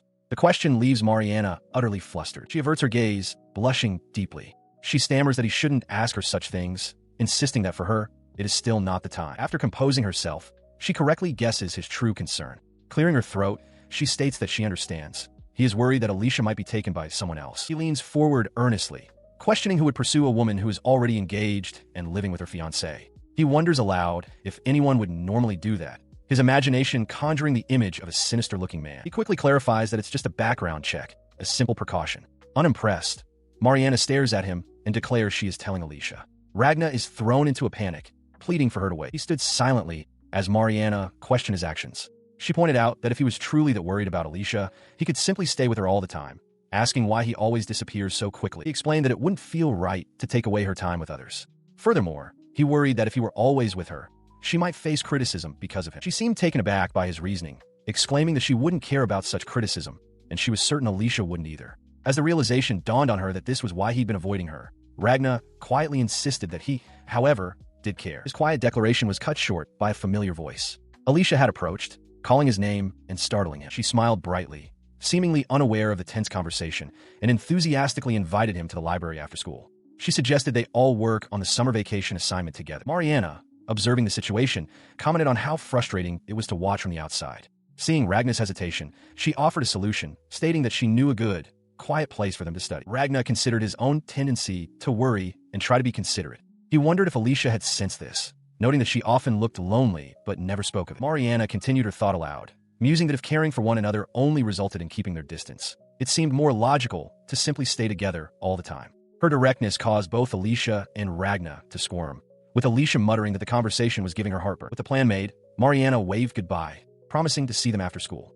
Ragna resolved to speak with Alicia and explain the situation properly, privately acknowledging Mariana's assertiveness, a trait befitting a former protagonist. He met Alicia later, apologizing for the wait, though she assured him she had just arrived. Their conversation was abruptly interrupted by Mariana, who appeared between them with a startling pop and promptly led them to their seats. She began the study session by addressing Ragna directly, thanking him for his concern, but stating that his feelings were completely obvious. She elaborated, pointing out the discrepancy in his behavior. She noted how he visits Alicia on his days off and even takes her on dates. Yet at school, he remains conspicuously distant. Flustered, Mariana admitted that she had panicked, which is why she intervened so forcefully. Alicia, however, shot her a sharp glance, stating firmly that it was none of her concern and that they would handle things at their own pace. Despite her sharp retort, a blush spread across Alicia's face as she abruptly told Ragna to hurry and sit next to her. Just then, Seabass and a maid arrived carrying a massive stack of homework, with the butler cheerfully announcing their plan to finish it all quickly so Ragna wouldn't have to take it back to his domain. Ragna then turned to Mariana, explaining that they were short-staffed and might need her to lend a hand sometimes. A bit overwhelmed, she hesitantly asked if it was truly all right for her to join them, and he readily confirmed that it was. With the matter settled, the three of them began their work. As they sat around the table with their books open, Alicia enthusiastically suggested they incorporate some magic training into their session as well. Alicia Oldwood asks Ragna Brave what kind of souvenir he is planning to get. Beside a steaming cup of coffee and a bag of beans, he replies that he'll probably get coffee beans. He explains his reasoning. He wants everyone back home to taste how amazing the coffee was when he had it at Mariana's place. Hearing this, Mariana ocean brightens, enthusiastically offering to provide the beans herself. She declares that she has a huge stock at home and insists that everyone take some. She then admits with some embarrassment that before she even started school, she got carried away, certain she wouldn't pass the entrance exam, and ended up buying a massive quantity of beans. Now, she confesses she can't possibly get through it all just on weekends. Hearing this, Alicia agrees to take her up on the offer.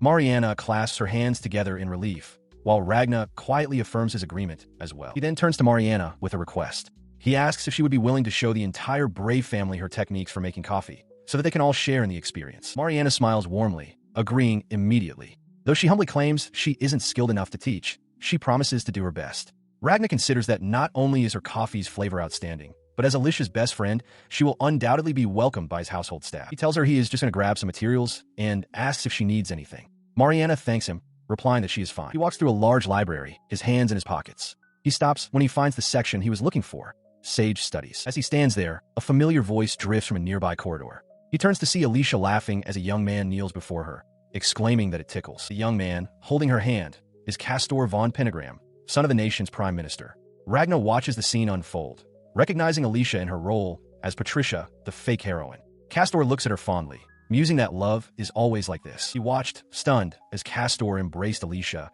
calling her Patricia and his holy mother. Castor pleaded for her to pat him gently, and she obliged, calling him a good boy and praising his admirable work behind scenes. The bizarre display left him reeling. His mind could only process one thought in its disbelief: a mama's boy. It simply couldn't be. This behavior contradicted everything he knew. Castor was supposed to be a clever, responsible man. There was nothing like this in the game. The revelation left him shaken. As he tried to make sense of it, a memory of a different conversation surfaced. Alicia speaking with Prince Edward, asking with concern what had happened to him and if he had moved on. But the present scene was far more intense. Castor's voice cut through the memory as he pleaded, "Patricia, please wait for me." He then laid out his plan, promising that in the next student council election, he would make sure to get in so that he could nominate her. Alicia feigned uncertainty, asking if a commoner like her could really do it. Stroking her hair, Castor reassured her, stating with conviction that he knew her talent better than anyone. His confidence stemmed from their past. A memory revealed their first meeting at a trading company, where he confessed that she had been on his mind ever since and that he never imagined they would meet again at school. This history fueled a rivalry. In another memory, Prince Edward claimed Alicia was destined for him, but Castor countered that he had met her first. It was for this reason, he declared, that he wanted her to choose him. Back in the present, Alicia gave her answer. She leaned in and kissed Castor's cheek, whispering that it was something she hadn't even done with Edward. With a soft but firm expression, she asked if he understood now. Her gesture leaves Castor with a look of profound relief. He closes his eyes and murmurs his thanks, feeling that he will finally be able to sleep soundly. As he savors the moment, Ragna slips away from his hiding spot, the soft click of a door marking his unnoticed departure. He slumps down on a nearby staircase, letting out a heavy sigh. The realization dawns on him that Alicia may have been cultivating her relationship with Castor since childhood. How sly, he thinks, a bead of sweat tracing his temple. His troubled thoughts are interrupted by a calm voice. A young woman with a large bow in her hair appears beside him, remarking on his terrible manners for peeking at someone's kiss. She looks on with a knowing expression, adding that the threads of Alicia's scheme are flawlessly woven. In a vast library, Ragna confronts Alicia, his expression tense. He questions her manners, accusing her of forcing a kiss on him. His voice lowers as he asks if she has abandoned the prince to switch her allegiance to him, addressing her by her full name, Patricia Kindred. She touches a finger to her lip playfully, asking if a kiss is truly so unusual and calling him a virgin boy. As a dark, murderous intent flashes through Ragna's mind, she dismisses his anger, questioning if he really thinks her goal is to build a harem. Turning away with a dramatic sweep of her hair, she declares that she is simply in the process of conquering this world. She coolly warns him not to get in her way. He challenges her statement, demanding to know what she means by conquering. He accuses her of causing the story's narrative to become a mess. With a slight, knowing smile, she turns back and points out that his line is actually her own. She then abruptly presents a large, ornate necklace holding a dark, glittering gemstone. The object flashes with light, and Ragna's eyes widen in shock as he identifies it as a sacred treasure. As they stand opposite one another, she calmly explains that she received the treasure as a reward for the trouble he caused her. He presses her, asking what she intends to do. She deflects, claiming to be just a weak commoner. Changing the subject, she looks him in the eye and asks if people often tell him he has a bad personality. Without waiting for a reply, she turns and walks away down the long, book-lined hall. She casually remarks that she gets told that often, leaving Ragna to watch her departure in silence. Later, Ragna and Alicia are seated at a table with two others. A young woman with glasses comments that Ragna was late. A young man with an undercut smirks, teasing that it's quite hot for a couple to be kissing in front of the bookshelves. The remark makes Alicia blush furiously. The woman with glasses then turns directly to Alicia, asking her point blank if she has ever kissed anyone before. Alicia is stunned into silence, her face flushed red as Ragna looks on from behind. She recalls a memory of her engagement to Edward, thinking that a kiss or two would have been perfectly normal for them. Her train of thought is broken when Ragna suddenly stumbles, clutching his chest in pain.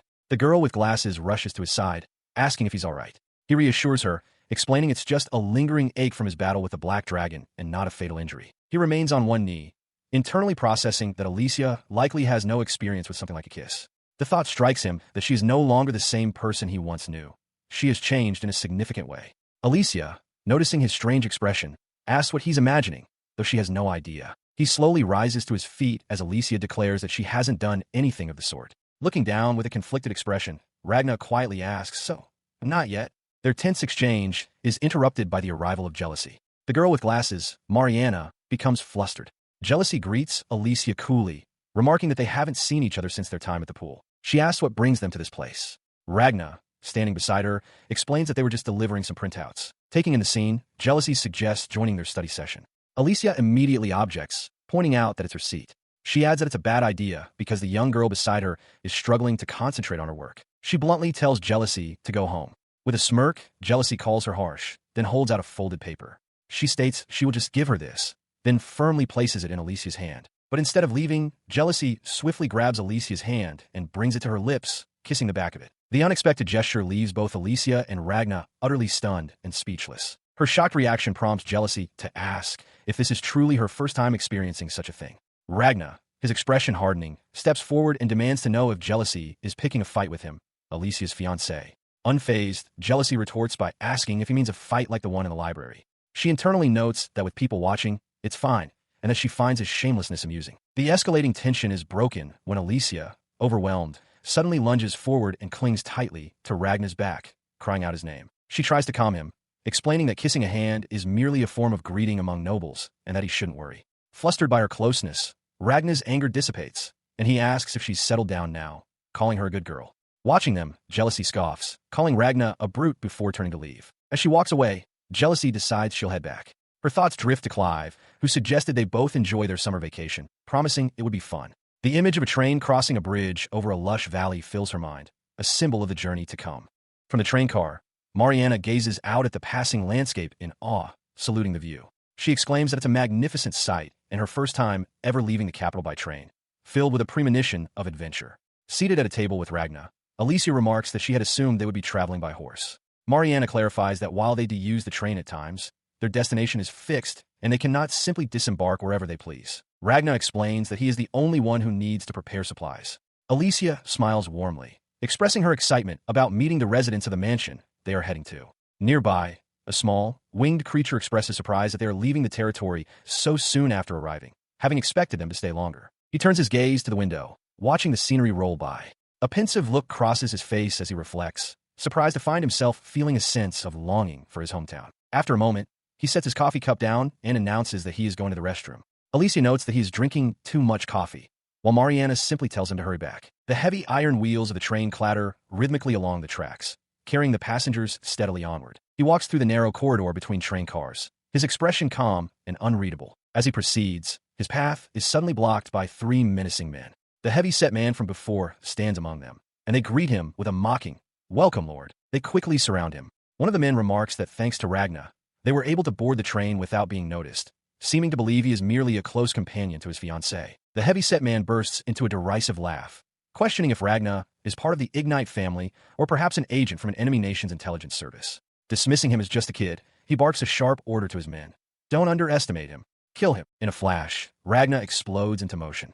He unleashes a devastating flurry of attacks, shouting the names of his techniques: a karate punch, a thunder requiem, and an eternal blizzard, as he strikes down all three assailants in a single, overwhelming assault. He lets out a weary sigh as the train continues its journey, chugging along the tracks that cut through a vast, rocky canyon. Inside the now secured car, he sits atop the pile of his defeated assailants, a makeshift throne of unconscious bodies. He impatiently wonders when they will finally arrive in the brave territory. He dismisses the attackers as mere small fry, recalling Patricia's words about submission. He concludes that such things are irrelevant. All that matters is being near the two of them. His thoughts then shift to a more practical matter as he observes the crowded general car, deciding he should find a seat. He stops, his search for a seat forgotten. His eyes lock onto a group sitting nearby: Clive, another young man, and Alicia. Clive turns his head as if sensing a presence. The sight that greets Ragna is jarring. Alicia is fast asleep, her head resting comfortably on the other young man's shoulder. As the boy looks down in surprise, Ragna stares, utterly dumbfounded by the scene. On a train platform, Clive confronts Ragna, identifying himself as Alicia's former fiancé and demanding to know why Ragna is there.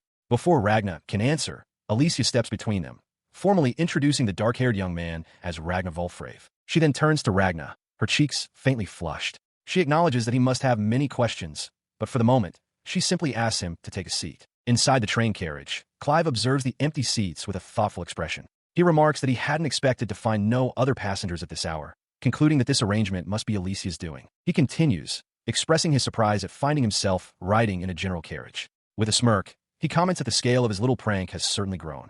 He then leans close to Ragna, intending to whisper a secret, but an invisible barrier deflects the sound waves from Ragna's ear. Pulling back, Clive changes his approach. He reveals that he has an appointment to meet Patricia at the terminal station and has requested her as his escort. He then scoffs at Ragna and Alicia, dismissing them as mere commoners, a remark that causes Ragna's expression to harden. His gaze shifts to where Mariana sleeps peacefully on Alicia's lap. Ragna's thoughts turn to Patricia, recalling her simultaneous involvement with Edward. As he mulls this over, Mariana begins to mutter in her sleep, a troubled look on her face. Alicia gently comforts the sleeping girl, telling Ragna that it's all right and she should continue to rest. Ragna watches them, thinking to himself that he should be the one in that position. Still half asleep, Mariana murmurs that the prince is here and that she feels faint. At that moment, the compartment door slides open. Clive leans in, casually asking if Mariana has woken up. Startled, Mariana's eyes fly open as she realizes with a gasp that his presence is not a dream. Alicia instinctively shields the frightened girl from his view. Clive looks on, annoyed, reminding her that he had instructed her to avoid physical contact so as not to trigger the girl's trauma. She calmly replies that this is a general carriage, not a place where royalty should be making visits. Hearing this, Clive sighs and presses a hand to his forehead, muttering in exasperation that she's saying that sort of thing yet again. He reflects on a past incident, one where Alicia stood in armor, looking shaken. He had believed her public awareness had shifted after that event, but now a new, unsettling possibility enters his mind. This doubt solidifies into a condescending accusation. Looking down at Alicia as she comforts Mariana, he asks if her parents instructed her to be seen with a commoner simply to repair her own image. Before Alicia can respond, Ragnar steps forward, his voice sharp as he calls out to get Clive's attention. He then turns to Alicia, gesturing for her to remain calm. Clive observes the interaction with a flash of irritation. Ragnar confronts Clive directly, stating that while he might lack the authority to intervene in injustices within the academy's walls, they are not on school grounds. Here, he asserts, he has every right to speak up. Clive dismisses the point, changing the subject to Alicia's former hangers-on. He asks if they are still clinging to Patricia, a name that makes Alicia question what he is talking about. He continues, alluding to a vicious rumor she supposedly left behind. Though he admits he still lacks proof, his insinuation hangs heavy in the air. Alicia turns away, lost in thought. She wonders why Clive would be manipulating events from behind the scenes just to harass Mariana. As she contemplates this, Ragnar's hand clenches into a fist. The word royalty echoes in his mind, tied to the dark impulse to kill. Suddenly, Clive lunges forward, violently pulling Mariana away from Alicia. He sneers that, even after their broken engagement, her commoner personality hasn't changed. The aggressive act leaves everyone stunned. He maintained his grip on the young woman, but she met his aggression not with fear, but with defiance. Her eyes, wide behind her glasses, flashed with indignation as she retorted, accusing him of speaking on matters he knew nothing about. She challenged how he could say such things with such ignorance, declaring that he didn't understand anything at all. Her words hung in the air, but his grip only tightened. With a dismissive, almost gentle tone, Clive claimed he was only acting for her sake. Mariana immediately rejected his justification, shouting back that she had never asked for such a thing. Mariana's thoughts raced. She recalled what the teacher had said about the incident, realizing that if she were in Alicia's position, she would have to return to the academy at once. The memory of those who were taken, and those who had everything stolen from them, weighed heavily on her mind. Her distress grew as she considered Alicia's resilience. Despite enduring such harsh treatment, Alicia never let it show on her face. Instead, she would always meet Mariana's gaze with a gentle smile. The memory shifted to a different scene, where Clive stood before the small girl, questioning her. He asked if she could truly do such a thing, simply because it was her parents' command. Back in the present, Alicia gently held Mariana, telling her it was all right. She apologized for making her say so much, her voice soft with concern as Mariana's face was etched with sorrow. She continued, explaining that even a prince would lash out if someone harmed their friends. Mariana insisted that Alicia was strong and that she respected her deeply. Alicia, taken aback, denied it, claiming she wasn't strong at all as a memory of Ragna, and jealousy flashed in her mind. Her denial trailed off as she touched the side of her face. A sudden realization struck her. A burn scar, she murmured, her eyes wide with surprise as the image of a grand academy building surfaced in her memory. The memory took hold. She and Mariana sat on a bench in different uniforms, sharing a meal. Mariana offered to help, asking if she should use her healing magic on the injury. She had refused the offer back then. With a gentle but firm expression, she explained that the scar was proof that she had fought. She intended to accept it and use it as motivation to move forward. Returning to the present embrace, Mariana's eyes filled with tears. She declared that she would accept Alicia's past wound with her, and only then would she heal it. Overcome with emotion, Alicia whispered her thanks. From a distance, Clive watched their embrace, his expression unreadable as he uttered a single word, "Your Highness." He apologizes for the intrusion, but Alicia, her back still turned, states that if her companion was disrespectful, she will take full responsibility. He quickly tries to correct her, stammering that it wasn't like that at all. Alicia turns slightly to face him, her gaze steady, while Ragna observes the tense exchange with a hint of anxiety. Ragna reflects internally that trying to force an issue will only complicate matters. His thoughts drift back to a time when Alicia lay gravely injured, her wounds a direct consequence of Edward's passing. He recalls them standing together outside a home, a silent testament to the events that transpired. And yet, despite it all, she has accepted everything. She now lives life to the fullest, as his fiancée. Inside a train car, the group settles in. Ragna addresses Clive, telling him to be thankful he's even allowed on the same carriage. Alicia gently chides Ragna for his disrespect, but he remains firm, refusing to let the matter go. A young man with dark, spiky hair intervenes, clapping Clive on the shoulder and suggesting they move to another car. As they turn to leave, Ragna confirms with the newcomer that Alicia is indeed his fiancée. The young man affirms this, and Alicia, overhearing the exchange, reflects on how she has changed since joining the Brave faction. Before departing, Clive turns back to Ragna and makes a solemn vow. From this point forward, he will be the one to protect Alicia. Ragna simply smiles, remarking that she is a good and strong woman, a fact Clive seems to accept with quiet determination. As the spiky-haired young man walks away down the corridor, he lets out a sigh. He muses to himself that if it's Ragna, he can probably succeed. His departure is halted by Mariana, who explains that things have been difficult. She notes that Clive is in a position where he cannot easily apologize, so she offers an apology on his behalf, as Alicia looks on. He waves her apology away with a casual gesture, assuring her that he's used to such things. As the train continues its journey through the mountains, he remarks with a wry smile that things are as chaotic as they've always been. Inside the train car, Mariana confronts Ragna and Alicia, her cheeks puffed out in indignation. She questions why they aren't apologizing, declaring that the prince is to be pitted for having Alicia as his betrothed. She clenches her fists, insisting that it's still not right, but Ragna calmly interjects. He explains that forcing a royal to bow their head could be considered a punishable offense, a possibility that leaves Mariana aghast. As this tense discussion unfolds, a mysterious figure in a long, light-colored cloak and wide-brimmed hat walks silently down the aisle, their thoughts unvoiced. Even if I don't want to apologize.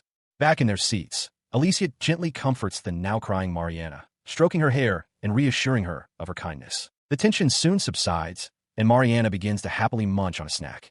Alicia then calls out to Ragna. Without turning to face her fully, he states with quiet determination that he will be the one to protect her. His words seem to weigh on Alicia as she looks down. She looks up at him, a deep blush spreading across her face, and thanks him. Her sincere gratitude seems to fluster Ragna in turn. In the background, Mariana gives a triumphant thumbs up. Trying to move past the moment, Ragna suggests they forget about it and simply enjoy their lunch. Upon a verdant hill overlooking a sprawling territory, Alicia, Ragna, and Mariana pause their journey. Mariana takes a deep breath, remarking on how wonderfully fresh the air is in the Brave territory. She elaborates, explaining that the air in the capital is always stagnant, a consequence of the protective barrier that envelopes it. Here, however, it is clear and crisp. Alicia agrees wholeheartedly, enjoying the pleasant wind that blows through her hair, a sensation she finds delightful without the barrier. Ragna then points toward a nearby estate, informing her that they are about to arrive. Just as he speaks, a large group of household staff thunders down the hill from the estate, rushing towards them with shouts of welcome. With a calm smile, Ragna opens his arms to receive their boisterous greeting. The staff's attention quickly shifts to Alicia, calling her name and expressing how long they have waited for her return. Visibly moved by their devotion, Alicia's expression softens as she quietly announces to them all, "I'm home." Amidst the welcome, an elderly butler wearing a monocle approaches Ragna, formally greeting him as young master. Ragna acknowledges the man, replying, "I'm back, Seabass." Nearby, Alicia and Mariana observe the formal exchange with slight surprise. His greeting concluded, Seabass turns to the girls, mentioning that he has already heard about Ragna's two friends. The word friends catches Mariana completely off guard, causing her to freeze up as she stammers a denial. Before she can object further, Alicia warmly wraps an arm around Mariana's shoulders. She looks at the staff and declares with a confident smile that Mariana is her best friend. Her friend's sudden, firm declaration leaves Mariana blushing and momentarily speechless. After a brief pause, she collects herself and introduces herself to everyone as Mariana, Alicia's best friend, asking them to please take care of her. The staff responds with warmth, with one man apologizing for any rudeness and a maid offering to show Mariana to her room. As they depart, Seabass comments to Ragna how pleased he is to see him enjoying his school life, to which Ragna gives a simple affirmation. While he and Seabass stood in the background, Alicia turned to Mariana with a soft blush, confessing that it was thanks to her that she had started to smile so much more. As they walked, Seabass quietly asked Ragna if his sister had managed to make any female friends. Ragna, looking away with a slight frown, curtly told the butler not to ask. He continued, musing that his ideal of male friendship was a passionate bond forged through fists. He then wondered aloud if friendships between girls were different, admitting he had no such friend himself. Approaching the grand estate, Seabass poured a cup of coffee, expressing his sincere hope that the young lady could make friends. He advised Ragna to have faith and not to wait impatiently. Inside, several members of the staff were on a break. A maid with light hair exclaimed that she'd never had such rich, flavorful coffee before. Another with dark hair agreed it was completely different from their usual drink. The large man praised the quality of the beans from the capital as Ragna watched from a doorway. He remarked to Seabass that the staff's reaction was quite different from his own. Seabass explained that the coffee Ragna was accustomed to was a special blend. He then loudly questioned the staff, asking why they were using the territory's coffee to give their sleepy brains a shock. The servants flinched, but Ragna smiled, realizing it was just a joke. Meanwhile, Mariana invited Alicia to visit the fields with her later. She mentioned hearing that Alicia had pioneered something there and was eager to see it for herself. As one of the maids offered to guide them, the other servants, including the large man and the bald man, enthusiastically volunteered to join. They all departed, leaving a surprised Seabass and a quiet Ragna behind. Out in a sun-drenched field, Alicia turned to Mariana with a proud expression. She gestured to the cultivated land, explaining that everyone had worked together to raise it. She held out a handful of rich, dark soil, stating their next goal was to improve it. Looking hopefully at her friend, she asked if Mariana could use her earth attribute magic to help.